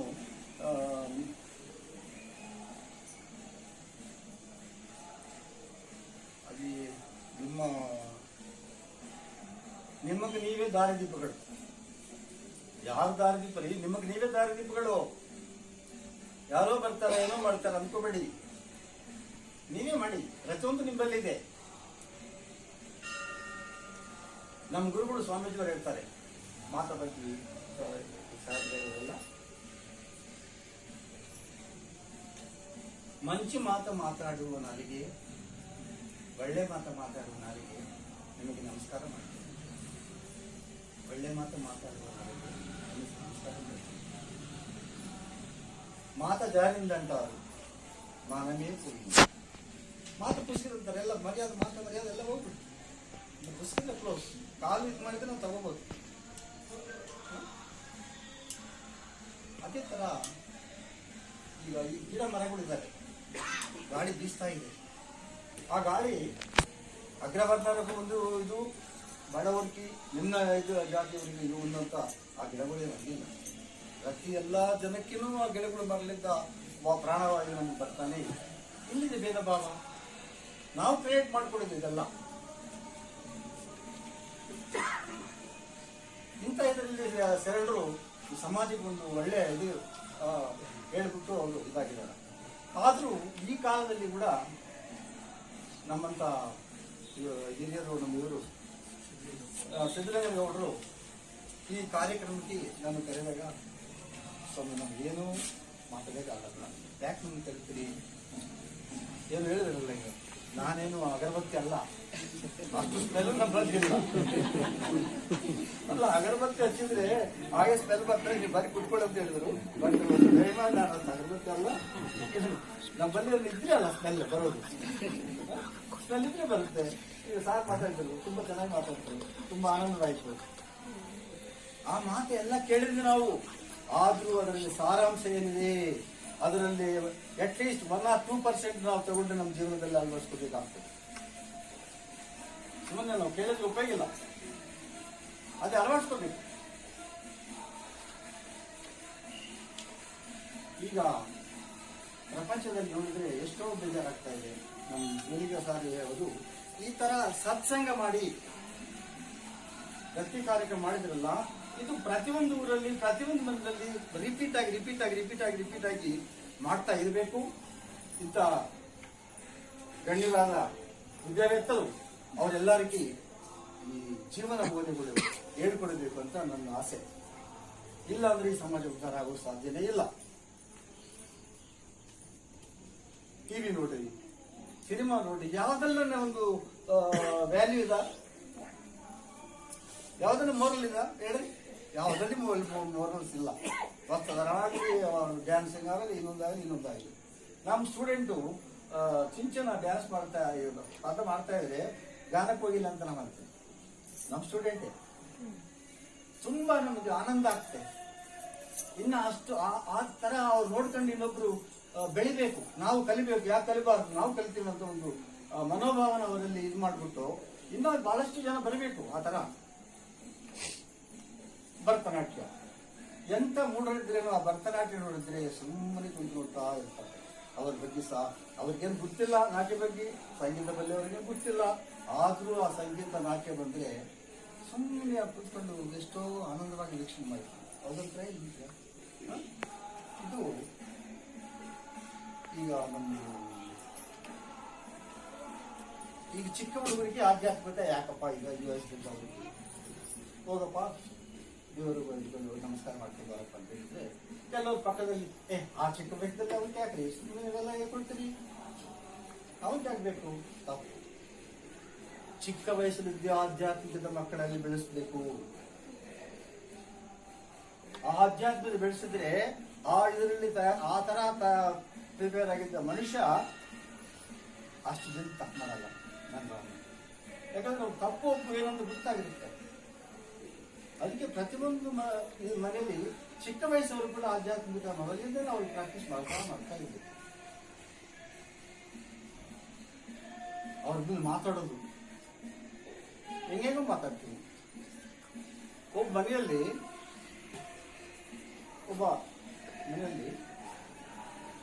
ಗಂಡ ಹೆಂಡತಿದ್ದಾರೆ, ಅವ್ರ ಮಗು ಒಬ್ಬರಿದ್ದಾರೆ, ಸ್ಕೂಲ್ ಹೋಗೋ ವಯಸ್ಸು. ನಮ್ಮ ಒಳಗೆ 2 ಸಾಲ ಮೊಮ್ಮಗ. ಈ ಥರ ಅಷ್ಟು ಹುಷಾರ ಹುಡುಗ ಇದ್ದಾರ. ಇವರೇನು ಮಾಡಿದರು, ಯಾರೋ ಸಾಲ ಕೊಡಬೇಕು, ಇವರು ದುಡ್ಡು ಕೊಡಬೇಕು, ಬೇರೆಯವ್ರ ಹತ್ರ ತಗೊಂಡಿದ್ರು. ಹೇಳಿದ್ರೆ ನೋಡಪ್ಪ ಯಾರು ಬದಲಿಗೆ ಇಲ್ಲ ಅಂತ ಹೇಳ್ಬೋದು. ಇಲ್ಲ ಅಂತ ಇಲ್ಲ ನಾ ಅಪ್ಪ ಅಂತ ಹೇಳಿ ಮನೆಗೆ ಇದ್ದಾರ. ಇವ್ರು ಬೇಜಾರಾಯ್ತು, ಏನಪ್ಪ ಮನೆಗೆ ಅಂತ ಹೇಳಂತಾರೆ ನಮ್ಮಪ್ಪ, ಇದಂತ ವಿಚಿತ್ರ. ಆಯ್ತು, ಮತ್ತೆ ಕೆಲವು ದಿವಸ ಆದ ಮೇಲೆ ಇನ್ನೊಬ್ಬರು ಬಂದ್ರು. ಅವ್ರು ದುಡ್ಡು ಕೊಡಕ್ಕೆ ಬಂದ್ರು ಇವ್ರಿಗೆ. ದುಡ್ಡು ಕೊಡಕ್ಕೆ ಬಂದ್ರು. ಇವನೇನು ಹೇಳ್ತಾನ? ಹೌದು ಹೇಳ್ತಾನ, ಅಪ್ಪ ಹೇಳಿದ್ರ ಅಂತ ಹೇಳಿ. ಅವಾಗ ಇದು ಹಾಕೋಗಿ ಬಂದ್ರಿ ಬಂದ್ರಿ ಅಪ್ಪ ಅಂತ ಹೇಳಿದ್ರು. ನಾವು ಏನು ಬೇಕು ಇಂತಹ ಚಿಕ್ಕವ್ರ ಮುಂದೆ ಇಂಥ ನೆಗೆಟಿವ್ ಪಾಲಿಸಿ ಅವರೆಲ್ಲ ನೆಗೆಟಿವ್ ವೇಯಲ್ಲಿ,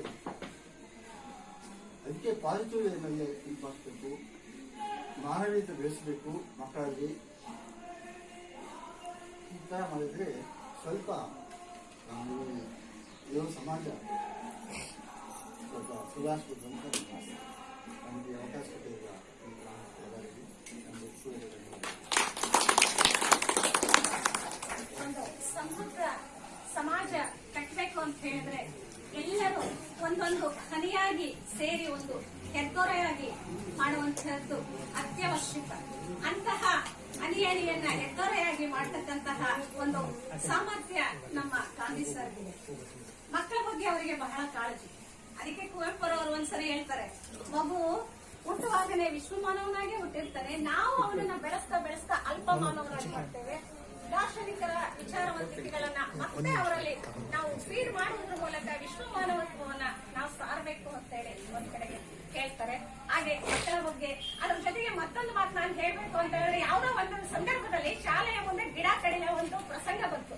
ಆಗ ಅವ್ರ ಮಕ್ಕಳನ್ನೆಲ್ಲ ಅಪ್ಪಿಕೋ ಚಳವಳಿ ಮಾಡ್ಬಿಟ್ರು.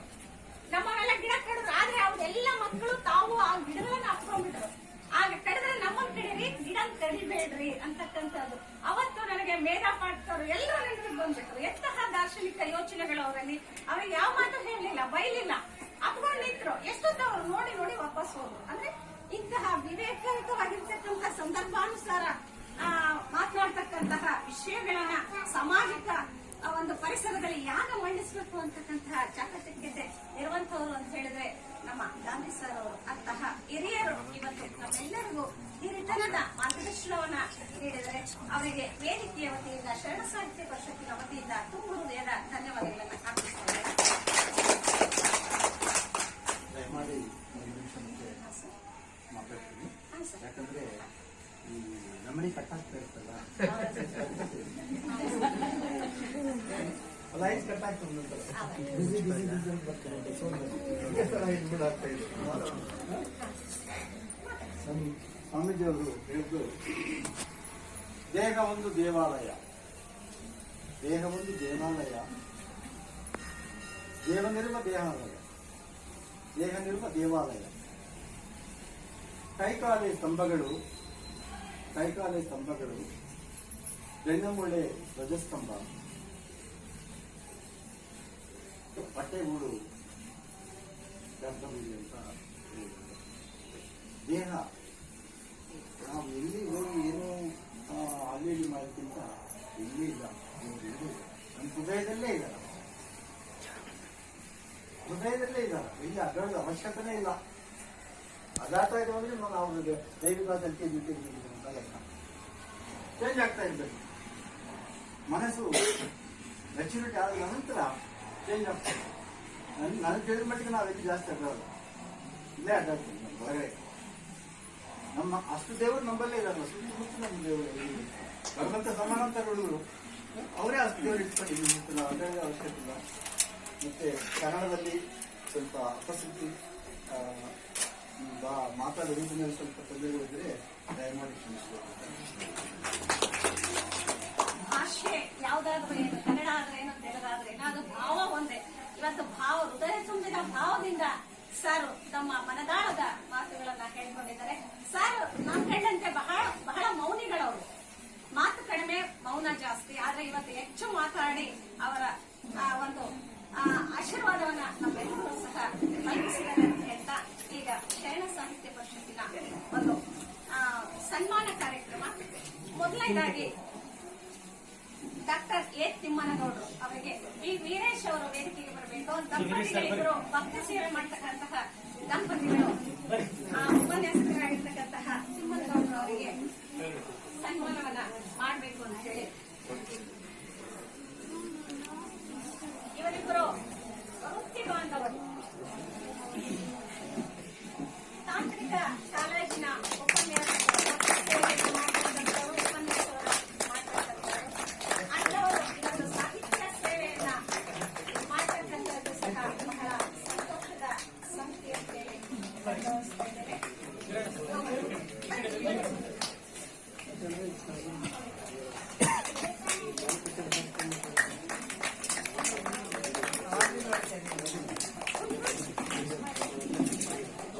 ಹಾಗೆ ಇಲ್ಲಿಯವರೆಗೂ ಮೌಲಿಕ ಮಾತುಗಳನ್ನಾಡಿರ್ತಕ್ಕಂತಹ ಗಾಂಧಿ ಸರ್ ಅವರು ಸಹ ಶರಣ ಸಾಹಿತ್ಯ ಪರಿಷತ್ತಿನ ವತಿಯಿಂದ ಒಂದು ಕಿರು ಕಾಣಿಕೆ ಸನ್ಮಾನ.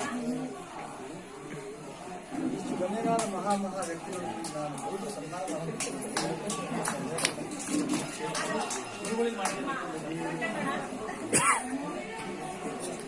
ಇವತ್ತು ನಾವು ಪರಮಹಂಸರ ವಿವೇಕಾನಂದರಂತವರನ್ನ ಕಾಣ್ತಿದ್ದಾಗ ಅವರ ತತ್ವ ಆದರ್ಶಗಳನ್ನ ಒಂದ್ಸಲ ಅಳವಡಿಸಿಕೊಂಡಿರ್ತಕ್ಕಂತಹ ನಮ್ಮ ಸರ್ ಅಂತವರು ಇವತ್ತು ಅವರ ಒಂದು ಅಂಶವನ್ನ ಓದಿದ್ದಾರೆ ಅಂತ ಹೇಳಿದ್ರೆ ತಪ್ಪಾಗಲಿಕ್ಕಿಲ್ಲ.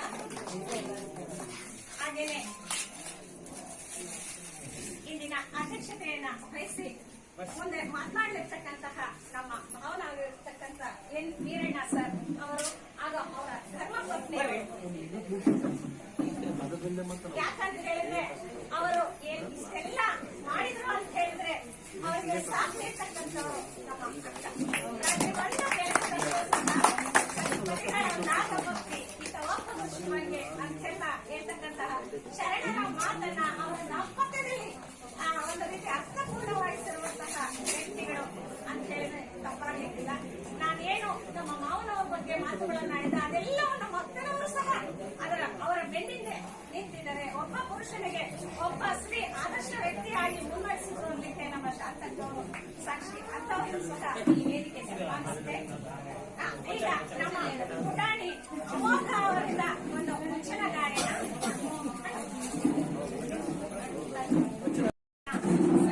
ಅವರು ತಮ್ಮ ಅಧ್ಯಕ್ಷೀಯ ನುಡಿಗಳನ್ನು ಆಡಳಿತು ಅಂತ ಹೇಳಿ ಅವರಲ್ಲಿ ಕೇಳ್ಕೊಳ್ತಾ ಇದ್ದಾರೆ. ಜಿಲ್ಲಾ ಶರಣ ಸಾಹಿತ್ಯ ಪರಿಷತ್ತು ಬಳ್ಳಾರಿ ಜಿಲ್ಲಾ ಘಟಕ ಬಳ್ಳಾರಿ 249ನೆಯ ಮಹಾಮನೆ ದತ್ತಿ ಕಾರ್ಯಕ್ರಮ. ಲಿಂಗೈಕ್ಯ ಸಂಗನಕಲ್ಲು ದೊಡ್ಡ ಶರಣಪ್ಪ ಹಂಪಮ್ಮ ದತ್ತಿದಾಸರಿಗಳು ಚೆನ್ನೈಗೌಡರು. ಈ ಒಂದು ಕಾರ್ಯಕ್ರಮ ಬಹಳ ಯಶಸ್ವಿಯಾದಂತಹ ರೀತಿಯಲ್ಲಿ ನಡೆಯಿತು. ಈ ಕಾರ್ಯಕ್ರಮಕ್ಕೆ ಮುಖ್ಯ ಅತಿಥಿಗಳಾಗಿ ಆಗಮಿಸಿರ್ತಕ್ಕಂಥ ವಿ ಗಾಂಧಿಯವರು, ಅಧ್ಯಕ್ಷರು ನಂದಾ ವಸತಿ ಶಾಲೆ ವಿದ್ಯಾನಗರ ಬಳ್ಳಾರಿ ಅವರೇ, ಬಹಳ ಅತ್ಯುತ್ತಮವಾಗಿ ಉಪನ್ಯಾಸವನ್ನ ನೀಡಿರ್ತಕ್ಕಂಥ ಡಾಕ್ಟರ್ ಎ ತಿಮ್ಮನಗೌಡರು, ಪ್ರಾಧ್ಯಾಪಕರು ಮಾಮಲೇಶ್ವರಪ್ಪ ತಾಂತ್ರಿಕ ಮಹಾವಿದ್ಯಾಲಯ ಬಳ್ಳಾರಿ ಮತ್ತು ಜಿಲ್ಲಾ ಶರಣ ಸಾಹಿತ್ಯ ಪರಿಷತ್ತಿನ ಅಧ್ಯಕ್ಷರು ಹಿರಿಯರು ಆಗಿರ್ತಕ್ಕಂಥ ಸಿದ್ಲಿಂಗಪ್ಪ ಸರ್ ಅವರೇ ಮತ್ತು ಇವತ್ತಿನ ಭಕ್ತಿ ಸೇವೆಯನ್ನ ಕೈಗೊಂಡಿರ್ತಕ್ಕಂಥ ಶ್ರೀಮತಿ ವಿದ್ಯಾವತಿ ಮತ್ತು ಶ್ರೀ ಬಿ ವೀರೇಶ್ ಅವರೇ, ಈ ಕಾರ್ಯಕ್ರಮಕ್ಕೆ ಆಗಮಿಸಿರ್ತಕ್ಕಂಥ ಎಲ್ಲ ಶರಣ ಬಂಧುಗಳೇ, ಈ ಕಾರ್ಯಕ್ರಮದಲ್ಲಿ ನಮ್ಮ ಮಗಳು ಹಳೆಯಂದರು ಮತ್ತು ಅವ್ರ ಬಂಧುಗಳೆಲ್ಲ ಬಂದಿದ್ದಾರೆ. ಬಹಳ ಸಂತೋಷ. ಅವ್ರ ಅಕ್ಕಂದಿರು ಕೂಡ ಎಲ್ಲ ಬಂದಿದ್ದಾರೆ. ನಮ್ಮ ವಿದ್ಯಾರ್ಥಿ ತಿಪ್ಪೇರುದ್ರ ಅವರು ಕೂಡ ಈ ಕಾರ್ಯಕ್ರಮದಲ್ಲಿ ಉಪಸ್ಥಿತ ಇದ್ದಾರೆ. ಎಲ್ಲರೂ ಇಲ್ಲಿ ಆಗಮಿಸಿದ ಕಾರ್ಯಕ್ರಮ ಯಶಸ್ವಿಯಾಗಿ ನಡೆಯಿತು. ಉಪನ್ಯಾಸವನ್ನ ತಿಮ್ಮನಗೌಡರು ಬಹಳ ಸುಂದರವಾಗಿ ಮಾಡಿದರು. ಮಾತೆಂಬುದು ಜ್ಯೋತಿರ್ಲಿಂಗ ಅನ್ನೋದಕ್ಕೆ ಅನೇಕ ಉದಾಹರಣೆಗಳನ್ನು ಕೊಡೋದ್ರ ಮೂಲಕ ಬಹಳ ಸುಂದರವಾಗಿ ಮಾತಾಡಿ ಶರಣರ ಮಾತುಗಳನ್ನ, ಸರ್ವಜ್ಞನ ವಚನಗಳನ್ನ, ಗಾದೆ ಮಾತುಗಳನ್ನ ಬಹಳ ಅಚ್ಚುಕಟ್ಟಾಗಿ ಅವರು ಮಾತಾಡಿದ್ರು. ಯಾಕಂದ್ರೆ ಮಾತು ಅಂತಾನೆ ಹಾಗೆ. ಯಾಕೆ ಸರ್ವಜ್ಞ ಹೇಳ್ತಾನೆ, ಮಾತಿನಿಮ್ ನಗೆ ನುಡಿಯು, ಮಾತಿನಿಮ್ ಹಗೆ ಕೊಲೆಯು, ಮಾತಿನಿಮ್ ಸರ್ವ ಸಂಪದವು, ಲೋಕಕ್ಕೆ ಮಾತೇ ಮಾಣಿಕ್ಯ ಸರ್ವಜ್ಞ ಅಂತ ಹೇಳಿದ. ಯಾಕಂದ್ರೆ ಇವತ್ತು ಜಗತ್ತಿನಲ್ಲಿ ಮಾತನಾಡುವ ಪ್ರಾಣಿ ಅಂತಂದ್ರೆ ಮನುಷ್ಯ ಒಬ್ಬನೇ, ಬೇರೆ ಯಾವ ಪ್ರಾಣಿಗಳು ಮಾತಾಡೋದಿಲ್ಲ. ಅಂತಹ ಒಂದು ಅಮೂಲ್ಯವಾಗಿರ್ತಕ್ಕಂಥ ಒಂದು ಮನುಷ್ಯ ಆಗಿರೋದ್ರಿಂದ ಅದು ಮಾತು ಕಾರಣ. ಅದಕ್ಕೆ ಶರಣರು ವಚನ ಅಂತ ಕರೆದ್ರು. ಬರೀ ಮಾತಾಡೋದಲ್ಲ, ಮಾತು ನಡೆಯಲಿರ್ಬೇಕು ಅಂತ. ಅದಕ್ಕೆ ಅವರು ವಚನದಲ್ಲಿ ಹೇಳ್ತಾರೆ, ನುಡಿದರೆ ಮುತ್ತಿನ ಹಾರದಂತಿರಬೇಕು, ನುಡಿದರೆ ಮಾಣಿಕ್ಯದ ದೀಪ್ತಿ ಅಂತಿರಬೇಕು, ನುಡಿದರೆ ಸ್ಫಟಿಕದ ಸಲಾಕಿ ಅಂತಿರಬೇಕು, ನುಡಿದರೆ ಲಿಂಗವೆತ್ತಿ ಅಹುದಹುದೆನ್ನಬೇಕು ಅಂತ. ಆಮೇಲೆ ಕೊನೆಗೆ ಒಂದು ಜಡ್ಜ್ಮೆಂಟ್ ಕೊಡ್ತಾರೆ ಅವರು. ಇದೆಲ್ಲ ನಾವು ಮಾತಾಡೋದಲ್ವೇ, ಮುತ್ತಿನ ಹಾರದಂಗೆ ತಲೆದೂಗ್ಬೇಕು ಕೇಳೋ, ಹಂಗೆಲ್ಲ ಮಾತಾಡೋ ಮಾತೆಲ್ಲ ಇದೆ. ಆದ್ರೆ ಕೊನೆಯದೇನಿದೆಯಲ್ಲ ಅದು ಬಹಳ ಮುಖ್ಯ. ನುಡಿಯೊಳಗಾಗಿ ನಡೆಯದಿದ್ದೊಡೆ ಕೂಡಲ ಸಂಗಮ ದೇವ ನೆನ್ಪೊಲಿವನಯ್ಯ ಅಂತ. ನಡೆ ನುಡಿ ಎರಡೂ ಕೂಡ ಸಿದ್ಧಾಂತವಾಗ್ಬೇಕು. ಅವಾಗ ಮಾತ್ರ ಆ ಮಾತಿಗೆ ಬೆಲೆ ಇರ್ತದೆ. ಎಲ್ಲ ನಾವು ಮಾತಾಡ್ಬೋದು, ನಾವೆಲ್ಲ ಮಾತಾಡ್ಬೋದು, ಹೌದು ಬಹಳ ಚೆನ್ನಾಗಿ ಮಾತಾಡಿದ್ರು. ಆದ್ರೆ ಅದು ಆಚರಣೆಯಲ್ಲಿ ಬಂದಾಗ ಮಾತ್ರ ಅದು ಅದಕ್ಕೊಂದು ಬೆಲೆ ಅಂತಕ್ಕಂಥದ್ದು. ಯಾಕಂದ್ರೆ ಶರಣರ ವಚನಗಳಿಗೆ ಯಾಕೆ ನಾವು ಬಹಳಷ್ಟು ಮೌಲ್ಯವನ್ನು ಕೊಡ್ತಾ ಇದೀವಿ ಅಂತಂದ್ರೆ, ಅವರು ನಡೆದ್ರು, ಅದರಂತೆ ನುಡಿದ್ರು. ಹಾಗಾಗಿ ಶರಣರ ಮಾತುಗಳಿಗೆ ನಾವು ಅಷ್ಟು ವ್ಯಾಲ್ಯೂ ಕೊಡ್ತೀವಿ. ಅದಕ್ಕೆ ಹೇಳ್ತಾರಲ್ಲ, ನುಡಿದಂತೆ ನಡೆದ್ರೆ ಇದೇ ಜನ್ಮನೇ ಕಡೆ ಅಂತ. ನಾವು ಮಾತಾಡದಂತೆ ನಡೀಬೇಕು ಅನ್ನೋದೇ ಶರಣರ ಒಂದು ಆಶಯ. ಅದಕ್ಕಾಗಿನೇ ಹಲವು ಪ್ರಭುಗಳು ಮಾತೆಂಬುದು ಜ್ಯೋತಿರ್ಲಿಂಗ ಅಂತ ಅವ್ರು ಹೇಳಿ, ಮಾತು ಬೇರೆ ಅಲ್ಲ, ಆ ಭಗವಂತ ಬೇರೆ ಅಲ್ಲ. ಆದ್ರಿಂದ ಇವತ್ತು ಶರಣರ ವಿಚಾರಗಳು ಬಹಳ ಇವತ್ತು ಸಮಾಜಕ್ಕೆ ಬಹಳ ಅಗತ್ಯತೆ ಇದೆ. ಶರಣರ ವಚನಗಳನ್ನ ಮಕ್ಕಳಿಗೆ ಕಲಿಸ್ತಕ್ಕಂಥದ್ದು ಇವತ್ತು ಬಹಳಷ್ಟು ಇದೆ. ಯಾಕಂದ್ರೆ ಇವತ್ತು ನಾವಿಷ್ಟೆಲ್ಲ ವೈಜ್ಞಾನಿಕ ಯುಗದಲ್ಲಿ ಇದ್ರೂ ಕೂಡ ಬಹಳಷ್ಟು ಮೌಢ್ಯತೆಗೆ ನಾವಿವತ್ತು ಒಳಗಾಗಿದ್ದೇವೆ. ಬಸವಣ್ಣರ ಆ ಕಾಲದಲ್ಲಿ ಹೇಳಿದ್ರು, ನೀರ ಕಂಡಲ್ಲಿ ಮುಳುಗುವರಯ್ಯ, ಮರನ ಕಂಡಲ್ಲಿ ಸುತ್ತುವರಯ್ಯ, ಬತ್ತುವ ಜಲವ ಒಣಗುವ ಮರವ ನಚ್ಚಿದವರು ನಿಮ್ಮ ನೆತ್ತ ಬಲ್ಲರು ಕೂಡಲ ಸಂಗಮ ದೇವ. ಇವತ್ತು ಕೂಡ ನಾವು ನೀರಿನಲ್ಲೆಲ್ಲ ಮುಳುಗಿ ಹಾಕಿ ನಮ್ಮ ಪಾಪ ಹೋಯ್ತಂತೀವಿ, ಮರ ಸುತ್ತೀವಿ. ಆದ್ರೆ ಇದೇ ದೇವರಲ್ಲ, ಇಂಥವನ್ನೆಲ್ಲ ಇವು ಒಂದಿನ ಒಣಗೋಗ್ತವೆ, ಜಲ ಒಂದಿನ ಬತ್ತಿ ಹೋಗ್ತದೆ. ಇಂಥವನನ್ನು ಮೆಚ್ಚಿದವರು ಆ ಪರಾತ್ಪರ ಶಕ್ತಿಯಾಗಿರ್ತಕ್ಕಂಥ ನಿನ್ನನ್ನು ಹೇಗೆ ಅರಿಲಿಕ್ಕೆ ಸಾಧ್ಯ ಅಂತ. ಆಮೇಲೆ ಇವತ್ತು ದೇವರನ್ನ ನಾವೆಲ್ಲ ಹೊರಗಡೆ ಎಲ್ಲ ಹುಡುಕೊಂಡು ಹೊರಟಿದ್ದೀವಿ. ಅದಕ್ಕೆ ಇಲ್ಲಿ ನಮ್ಮ ಹಿರಿಯರು ಹೇಳಿದ್ರು, ಬಸವಣ್ಣವರ ವಚನವನ್ನೇ ಹೋಲಿಕೆ ಮಾಡ್ಕೊಂಡು ಹೇಳಿದ್ರು, ಉಳ್ಳವರು ಶಿವಾಲಯವ ಮಾಡುವರಯ್ಯ, ನಾನೇನು ಮಾಡಲಿ ಬಡವನಯ್ಯ, ಎನ್ನ ಕಾಲೇ ಕಂಬ ದೇಹವೇ ದೇಗುಲ ಶಿರವೇ ಹೊನ್ನ ಕಳಸವಯ್ಯ, ಸ್ಥಾವರ ಕಳಿವುಂಟು ಜಂಗಮ ಕಳಿವಿಲ್ಲ ಕೂಡಲ ಸಂಗಮ ದೇವ. ಈ ಕಲ್ಲು ಮಣ್ಣು ಮರಗಳಿಂದ ಕಟ್ಟಿರ್ತಕ್ಕಂಥ ದೇವಾಲಯಗಳು ಒಂದಿನ ನಾಶವಾಗಿ ಹೋಗ್ಬಿಡ್ತವೆ. ಆದ್ರೆ ಆ ಚೈತನ್ಯ ಶಕ್ತಿ ಆಗಿರ್ತಕ್ಕಂಥ ಭಗವಂತ ಅವನು ಜಂಗಮ ಸ್ವರೂಪಿ, ಅವನು ಯಾವತ್ತೂ ನಾಶವಾಗೋದಿಲ್ಲ. ಅದಕ್ಕೆ ಯಾವುದು ಚಲಿಸುತ್ತೋ ಅದು ನಾಶವಾಗೋದಿಲ್ಲ, ಯಾವುದು ಚಲಿಸೋದಿಲ್ಲ ಅದು ನಾಶವಾಗುತ್ತೆ ಅಂತ. ನಮ್ಮ ಶಾಲೆ ಕೆಲವರು ಸುಮ್ಮನೆ ಕೂತ್ಕೊಂಡಿರ್ತಿದ್ರು, ಅವ್ರಿಗೆ ಇದನ್ನ ಹೇಳ್ತಿದ್ ನಾನು, ನೋಡಪ್ಪ ನೀವು ಸುಮ್ಮನೆ ಕೂತ್ಕೊಂಡ್ರೆ ಬೇಗ ಹೋಗ್ಬಿಡ್ತೀರಾ, ನೀವು ಓಡಾಡ್ಕೊಂತ ಇದ್ರೆ ಅಡ್ಡಾಡ್ಕೊಂತ ಇದ್ರೆ ಉಳ್ಕೊಂತೀರಿ ಬಹಳ ದಿವಸ. ಸ್ಥಾವರ ಕಳಿವುಂಟು ಜಂಗಮ ಕಳಿವಿಲ್ಲ. ಈ ಭೂಮಿ ಸುತ್ತ ಇದೆ, ಉಳ್ಕೊಂಡಿದೆ, ಎಲ್ಲವೂ ಕೂಡ ಸುತ್ತ ಇದೆ, ಹೌದಾ? ಹಾಗಾಗಿ ಅವು ಇದಾವ.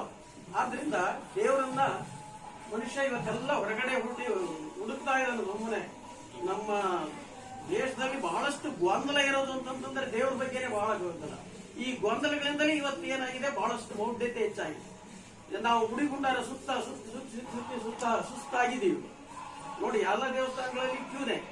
ಅದಕ್ಕೆ ಬಸವಣ್ಣವರು ಹೇಳ್ತಾರೆ, ಕಲ್ಲು ದೇವರು ದೇವರಲ್ಲ, ಮಣ್ಣು ದೇವರು ದೇವರಲ್ಲ, ಮರ ದೇವರಲ್ಲ, ಪಂಚಲೋಹಗಳಿಂದ ಮಾಡಿದ ದೇವರು ದೇವರಲ್ಲ, ಕಾಶಿ ಕೇದಾರ ರಾಮೇಶ್ವರ ಅಷ್ಟಾಷಷ್ಟಿ ತೀರ್ಥಗಳು ಅಲ್ಲಿರ್ತಕ್ಕಂಥ ದೇವರುಗಳು ಕೂಡ ದೇವರಲ್ಲ. ಅವ್ರು ಕೊನೆಗೆ ಒಂದು ನಿರ್ಣಯ ಕೊಡ್ತಾರೆ, ಯಾವ ದೇವರಲ್ಲ. ತನ್ನ ತಾನರಿದು ತಾನಾರೆಂದು ತಿಳಿದೊಡೆ ತಾನೇ ದೇವನೋಡ ಅಪ್ರಮಾಣ ಕೂಡಲ ಸಂಗಮ ದೇವ. ಆದ್ರಿಂದ ದೇವರು ಪ್ರತಿಯೊಬ್ಬನಲ್ಲಿಯೂ ಕೂಡ ಇದ್ದಾನೆ. ನಾವು ಗುಡಿ ಗುಂಡಾರಗಳಲ್ಲಿ ಹುಡುಕುವಂತ ಅಗತ್ಯ ಇಲ್ಲ. ನಮ್ಮಲ್ಲೇ ದೇವರಿದಾನ ಅಂದ್ಕೊಂಡು ನಾವ್ ಯಾವ ತಪ್ಪುಗಳನ್ನು ಮಾಡೋದಿಲ್ಲ. ನಾವೆಲ್ಲ ದೇವ್ರನ್ನ ಹೊರಗಿಟ್ಬಿಟ್ಟು ಎಲ್ಲ ಕಡೆನೂ ಹುಡುಕುವಂತ ಹೊರಟಿದ್ದೀವಿ. ಹೀಗೆ ಇವತ್ತು ಮನುಷ್ಯನ ವ್ಯಕ್ತಿತ್ವವನ್ನ ಬೆಳೆಸ್ಕೊಳ್ಳಿಕ್ಕೆ ಶರಣರ ವಚನಗಳು ನಮಗೊಂದು ರೀತಿ ದಾರಿ ದೀಪವಾಗಿದ್ದಾವೆ. ಆದ್ರೆ ನಾವೇನ್ ಮಾಡ್ತಾ ಇದೀವಿ, ಅವ್ರು ಬಿಟ್ಬಿಟ್ಟಿವಿ.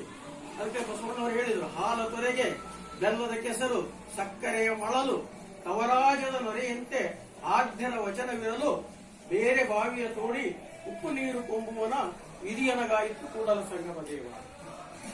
ನೋಡಿ, ಆ ಶರಣರ ವಚನಗಳು ಎಷ್ಟು ಅಮೂಲ್ಯವಾಗಿದ್ದಾವೆ ಅನ್ನೋದನ್ನ ಬಹಳ ಸುಂದರವಾಗಿ ಅವರು ಹೇಳಿದ್ದಾರೆ. ಆದ್ರೆ ನಾವೇನ್ ಮಾಡಿವಿ, ಅರ್ಕು ಮುರುಕು ಸಂಸ್ಕೃತ ಶ್ಲೋಕಗಳನ್ನ ನಮ್ಮ ಮಕ್ಕಳಿಗೆಲ್ಲ ಕಲಿಸ್ತಾ ಇದೀವಿ. ಅವ್ರಿಗೆ ಅರ್ಥ ಇಲ್ಲ, ಯಾವ್ದಿಲ್ಲ, ಅವ್ರಿಗೇನು ಗೊತ್ತಿಲ್ಲ. ಆದ್ರಿಂದ ಶರಣರ ವಚನಗಳನ್ನ ನಾವಿವತ್ತು ಮಕ್ಕಳಿಗೆ ಕಲಿಸ್ತಕ್ಕಂಥದ್ದು ಬಹಳ ಅಗತ್ಯತೆ ಇದೆ. ಯಾಕಂದ್ರೆ ಅವ್ರನ್ನ ಮುಂದೆ ಒಳ್ಳೆ ಪ್ರಜೆಗಳನ್ನಾಗಿ ಮಾಡ್ಲಿಕ್ಕೆ ಆ ವಚನಗಳು ನಮ್ಗೆ ಬಹಳ ಮುಖ್ಯ. ಅದಕ್ಕಾಗಿ ಶರಣರು ಯಾಕೆ ನಮಗೆ ಬಹಳ ಮುಖ್ಯರಾಗ್ತಾರಪ್ಪ ಅಂತಂದ್ರೆ, ಅಚ್ಚ ಕನ್ನಡದಲ್ಲಿ ಜನರ ಭಾಷೆಯಲ್ಲಿ ವಚನಗಳನ್ನ ಬರೆದ್ರು, ಜನವಾಣಿಯನ್ನ ದೇವವಾಣಿಯನ್ನಾಗಿ ಮಾಡಿದ್ರು. ಅಂತಹ ವಚನಗಳು ಅಮೂಲ್ಯವಾಗಿರ್ತಕ್ಕಂಥವು ನಮ್ಮ ಹತ್ರ ಇದೆ. ಆದ್ರಿಂದ ನಮ್ಮ ಮಕ್ಕಳಿಗೆ ನಾವು ವಚನಗಳನ್ನ ಹೇಳಬೇಕು. ನಾವು ಪೂಜೆ ಮಾಡುವಂತ ಸಂದರ್ಭದಲ್ಲಿ ಇದೇನು ಸಂಸ್ಕೃತ ಶ್ಲೋಕ, ಯಾಕಂದ್ರೆ ಅವರು ಸತ್ತಾಗ ಅದೇ ಶ್ಲೋಕ ಹೇಳ್ತಾರೆ, ಉದ್ಯೋಗನ ಹೇಳ್ತಿರ್ತಾರೆ. ಅಂತವುಗಳನ್ನ ಕಲಿಸದೆ ಮಕ್ಕಳಿಗೆ ವಚನಗಳನ್ನ ಕಲಿಸ್ರಿ. ಯಾಕಂದ್ರೆ ನಮ್ಮ ಮನೆಗಳಿಗೆ ಬರುವಂತ ಪೂರ್ವಜರು ಅವರು ಯಾವ್ದೋ ಒಂದು ವಚನ ಹೇಳ್ರಂತಂದ್ರೆ ಅವ್ರಿಗೆ ಬಹಳ ರೀತಿ ಏನು ವಚನಗಳು ಅಂತಂದ್ರೆ ಅಲರ್ಜಿ ಅನ್ನೋ ಪರಿಸ್ಥಿತಿಗೆ ಇದಾರೆ ಅವ್ರು. ಯಾಕಂದ್ರೆ ಅವ್ರ ಬಂಡವಾಳ ಎಲ್ಲ ಬಯಲಾಗುತ್ತೆ, ಅವ್ರು ಹೇಳ್ಬಿಡ್ತಾರೆ. ಅದಕ್ಕಾಗಿನೇ ನಾವು ಮಕ್ಕಳಿಗೆ ವಚನಗಳನ್ನ ಕಲಿಸ್ಬೇಕು. ಯಾಕಂದ್ರೆ ಶರಣರ ಬಹಳಷ್ಟು ತ್ಯಾಗವನ್ನ ಮಾಡಿದ್ದಾರೆ. ಅವರ ತ್ಯಾಗ ಬಲಿದಾನದಿಂದ ಇವತ್ತು ನಾವು ಲಿಂಗಾಯತ ಅಂದ್ಕೊಂಡವ್ರು ಮಾಜಿ ಶೂದ್ರರೇ. ಈ 4 ವರ್ಣ ತಗೊಳ್ರಿ ನೀವು, ಬ್ರಾಹ್ಮಣ, ಕ್ಷತ್ರಿಯ, ವೈಶ್ಯ, ಶೂದ್ರ. ನೀವು ಬ್ರಾಹ್ಮಣರು ಅಲ್ಲ, ಕ್ಷತ್ರಿಯರು ಅಲ್ಲ, ವೈಶ್ಯರು ಅಲ್ಲ, ಮನೆಗೆ ನೀವು ಶೂದ್ರರು. 950 ವರ್ಷಗಳ ಹಿಂದೆ ಶರಣರು ನಮ್ಗೆ ಇಷ್ಟಲಿಂಗವನ್ನ ಕೊಡೋದ್ರ ಮೂಲಕ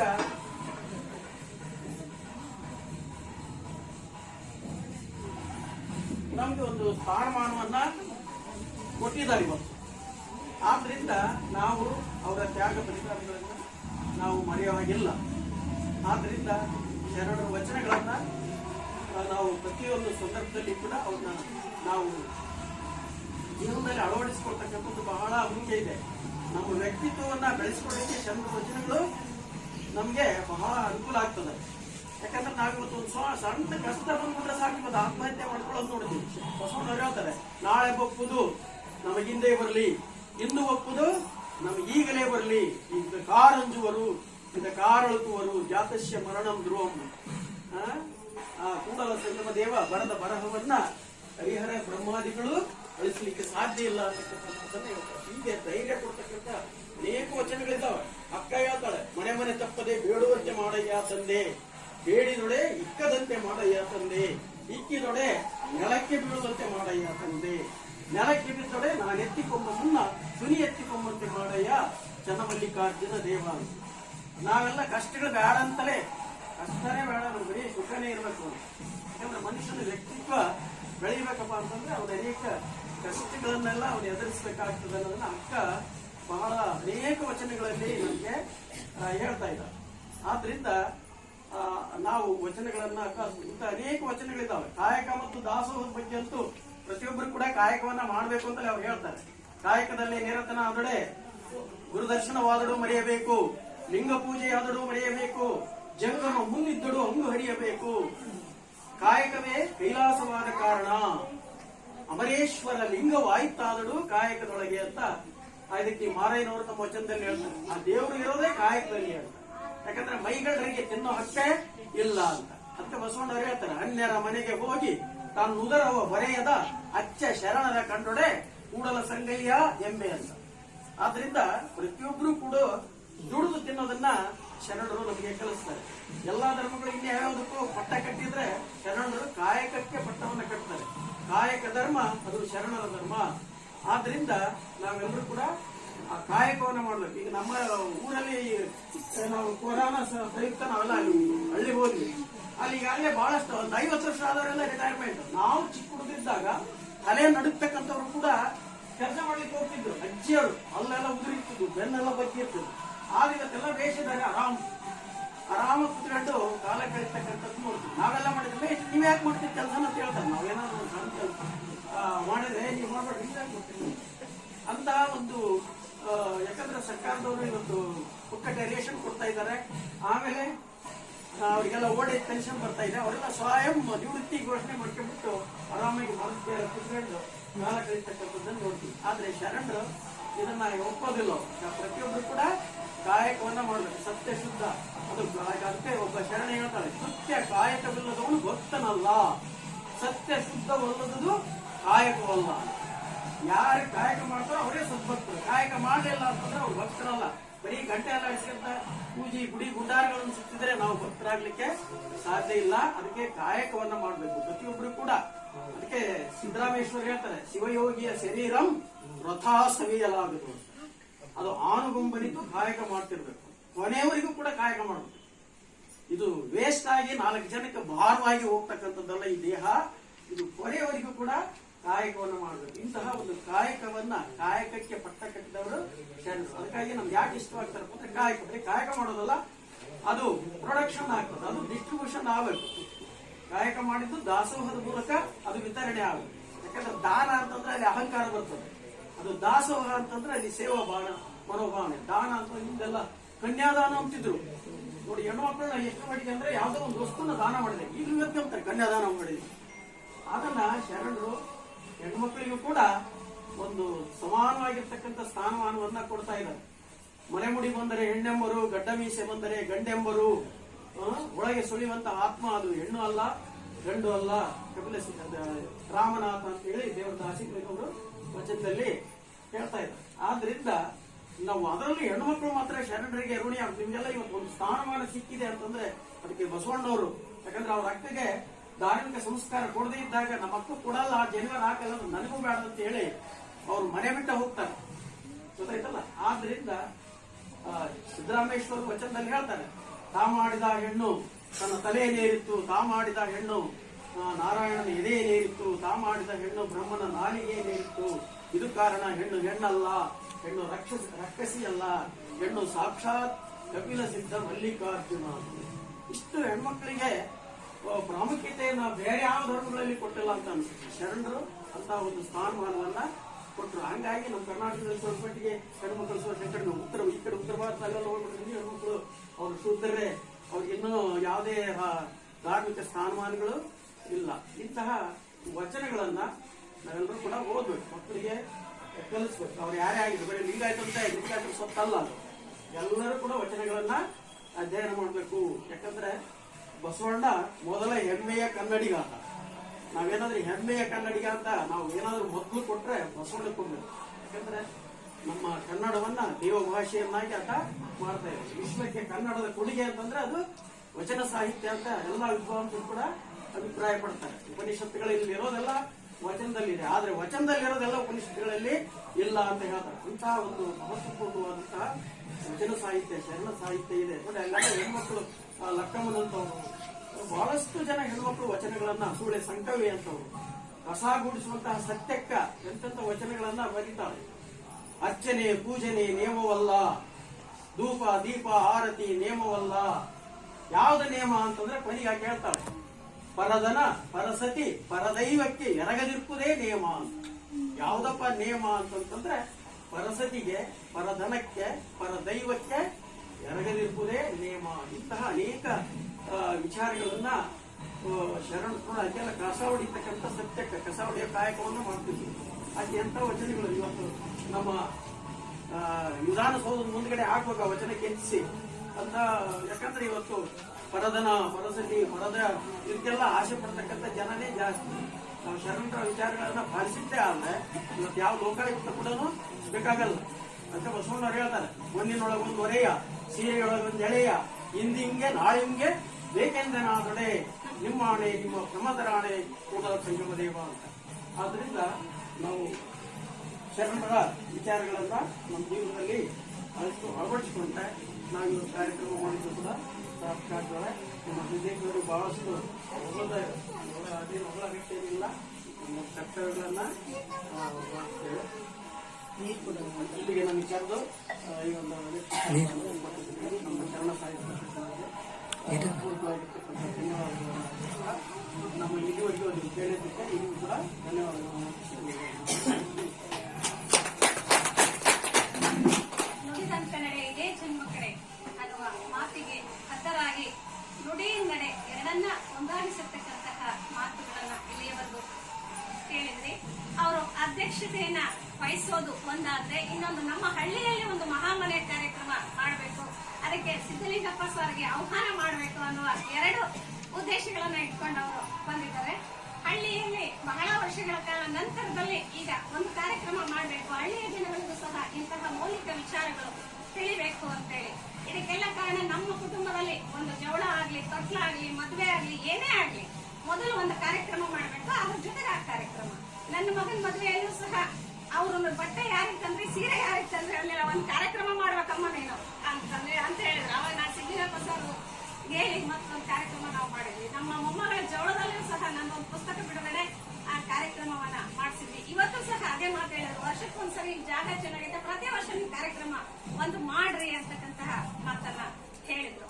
ಈಗ ಶರಣರ ವಿಚಾರಗಳನ್ನ ಎಲ್ಲರೂ ಸಹ ಬಿತ್ತಬೇಕಾಗ್ತದೆ.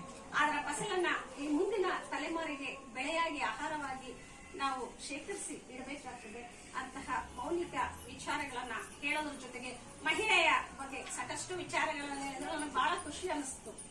ಮೊನ್ನೆ ಈಗ ಒಂದ್ 2 ದಿವಸದ ಕೆಳಗೆ ನಾನು ಕಾರ್ಯಕ್ರಮಕ್ಕೆ ಕರೆದಾಗ ಒಂದ್ ಮಾತು ಹೇಳಿದ್ರು, ಏನಮ್ಮ ಈ ವಾರ ಪೂರ್ತಿ ಬರೀ ಕಾರ್ಯಕ್ರಮ ಮಾಡಿ ಶಾಲೆ ಕಡೆ ಗಮನ ಕೊಟ್ಟಿದೆಯಲ್ಲ, ಯಾವಾಗ ನೋಡಿದ್ರು ಕಾರ್ಯಕ್ರಮದ ದಿನ ಬರ್ತಾ ಇದೆ ಅಂದ್ರೆ ಕರ್ತವ್ಯ ಅನ್ನದ ಋಣ ಮೊದಲಿರ್ಲಿ, ಅಲ್ಲಿ ಜವಾಬ್ದಾರಿ ಇರ್ಲಿ, ಆಮೇಲೆ ನೀನ್ ಕಾರ್ಯಕ್ರಮವನ್ನ ಮಾಡು ಅಂತೇಳಿ. ಇಲ್ಲ, ನಾನು ರಜೆ ಹಾಕೊಂಡು ನನ್ನ ರಜದಲ್ಲಿ ನಾನು ಬೇರೆ ಟೈಮಲ್ಲಿ ಕಾರ್ಯಕ್ರಮ ಮಾಡ್ತೀನಿ ಅಂತ ಹೇಳಿ. ಅಂದ್ರೆ ನಮ್ಮ ಕುಟುಂಬದ ಮೌಲ್ಯಗಳನ್ನ ತಿದ್ದುತ್ತಾ, ಕಾಯಕದಲ್ಲಿ ಇರ್ತಕ್ಕಂತಹ ಮೌಲ್ಯ ಏನು, ಮೊದಲು ಅನ್ನ ಕೊಡ್ತಕ್ಕಂಥದ್ದು ವೃತ್ತಿ, ತದನಂತರ ಅವ್ರಿಗೆ ಗೊತ್ತಿದೆ ನಾನು ಯಾವ ತರ ವೃತ್ತಿ ಮಾಡ್ತೀನಿ ಅಂತ, ಆದ್ರೂ ಸಹ ಒಂದು ರೀತಿ ಕಟಿಬದ್ಧವಾಗಿ ತಮ್ಮ ಸಿದ್ಧಾಂತವನ್ನ ಕುಟುಂಬಕ್ಕೆ ಮಾಡ್ತಕ್ಕಂಥದ್ದು.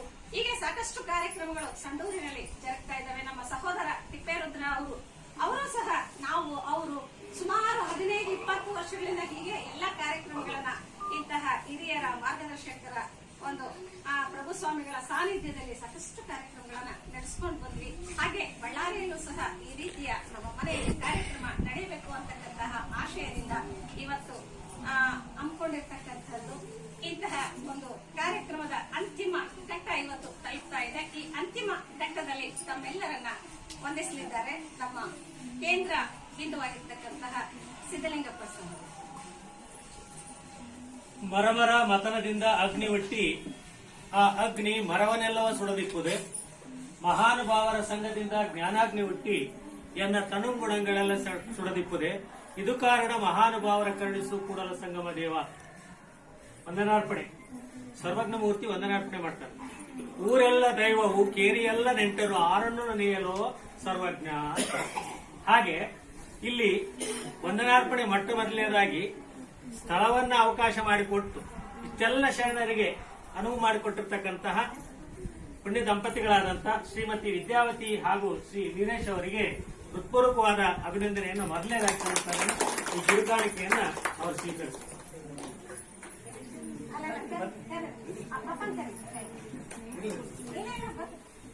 ಇನ್ನು ಎರಡನೇದಾಗಿ ಪರಮ ಪೂಜ್ಯರಾದ ನೀವು, ಇವರು ಪೂಜ್ಯರು, ನೀವು ಪರಮ ಪೂಜ್ಯರು. ಯಾಕೆ ಅಂತಂದ್ರೆ ನೀವಿಲ್ಲ ಆದ್ರೆ ನಾವು ಕಾರ್ಯಕ್ರಮ ಏನ್ ಮಾಡೋದು? ನಾವೇನೋ 5:15 ಹಾಕಿವಿ, 5:15 ಚೇರ್ ಹಾಕಿ ಕೂತ್ಕೊಂಡ್ರೆ ಯಾರೋ ಬರ್ಲದವ್ರು ಎಷ್ಟೊತ್ತು ಕೂತ್ಬಿಡಿ. 5:15 ಆಯ್ತು, 5:45 ಆತ, 6 ಆತ, 6 ಕಾಲ ಆತು, ಯಾರು ಏನ್ ಮಾಡೋದು? ಚೇರ್ ಎಳೆಯಂಗೇ ಇಲ್ಲ. ಅದಕ್ಕೆ ಪೂಜ್ಯರಾಗಿರ್ತಕ್ಕಂಥ, ಪರಮ ಪೂಜ್ಯರಾಗಿರ್ತಕ್ಕಂಥ ಶರಣ ತಂದೆ ತಾಯಂದ್ರೆ ಮಕ್ಕಳ ನಿಮ್ಮೆಲ್ಲರಿಗೂ ಪ್ರಪ್ರಥಮ ಹಾಗೆ ಆ ತೇರಿಗೆ ನಡೆಸಿರಪ್ಪ ಅಂತ ಹೇಳುವಂತ ಪೂಜ್ಯರು ಇಲ್ಲಿರ್ತಕ್ಕಂಥವ್ರು, ಆ ಬದುಕಿನಲ್ಲಿ ತಮ್ಮ ಬದುಕನ್ನು ಸವರಿಸ್ತಕ್ಕಂಥ ಉಪನ್ಯಾಸ ಮಾಡಿದವರು, ಅಧ್ಯಕ್ಷತೆ ವಹಿಸಿರ್ತವರು, ಅತಿಥಿಗಳಾಗಿರ್ತಕ್ಕಂಥವ್ರು. ನನಗೆ ಮಾತೇ ಬರೋದಿಲ್ಲ ಅಂತಂದೇಳಿ ಎಷ್ಟೊಂದು ಮಾತಾಡಿದ್ರು. ಸಾಕು, ಒಂದು ವೇಳೆ ಮಾತು ಬರ್ತದೆ ಅಂದ್ರೆ ಎಷ್ಟೊತ್ತು ಮಾತಾಡ್ಬೋದು. ಮತ್ತೆ ಒಂದ್ ಸ್ವಲ್ಪ ತಡ್ರಿ ಈಗ ಬ್ರೇಕ್ ಆಗೈತೆ, ಮತ್ತೆ ಮಾತಾಡ್ತಾರೆ. ಯಾಕಂದ್ರೆ ಅನುಭವ ಅದು. ನಮ್ಮಂಗ್ ಪುಸ್ತಕ ಹಿಡ್ಕೊಂಡು ಹಿಡ್ಕೊಂಡು ಓದೋದಲ್ಲ ಅದು. ಆ ಸ್ಫೂರ್ತಿ ಬರ್ತದೆ. ಅಂತಹ ಅವರೆಲ್ಲರಿಗೂ ಕೂಡ ಹೃತ್ಪೂರ್ವಕವಾದ ಅಭಿನಂದನೆಗಳನ್ನು ಸಲ್ಲಿಸ್ತಾ ಈಗ ಪ್ರಸಾದ ಸೇವೆಯನ್ನ ಅವರು ವಹಿಸಿಕೊಂಡಿದ್ದಾರೆ. ಕಾರಣ ಎಲ್ಲರೂ ಪ್ರಸಾದವನ್ನು ಸ್ವೀಕರಿಸಿ ಹೋಗಬೇಕು ಅಂತ ಹೇಳ್ತಾ ತಮ್ಮೆಲ್ಲರಿಗೆ ಮತ್ತೊಮ್ಮೆ ಶರಣಾರ್ಥಿಗಳನ್ನು ಸಲ್ಲಿಸಿದರೆ ಶರಣಾರ್ಥಿ.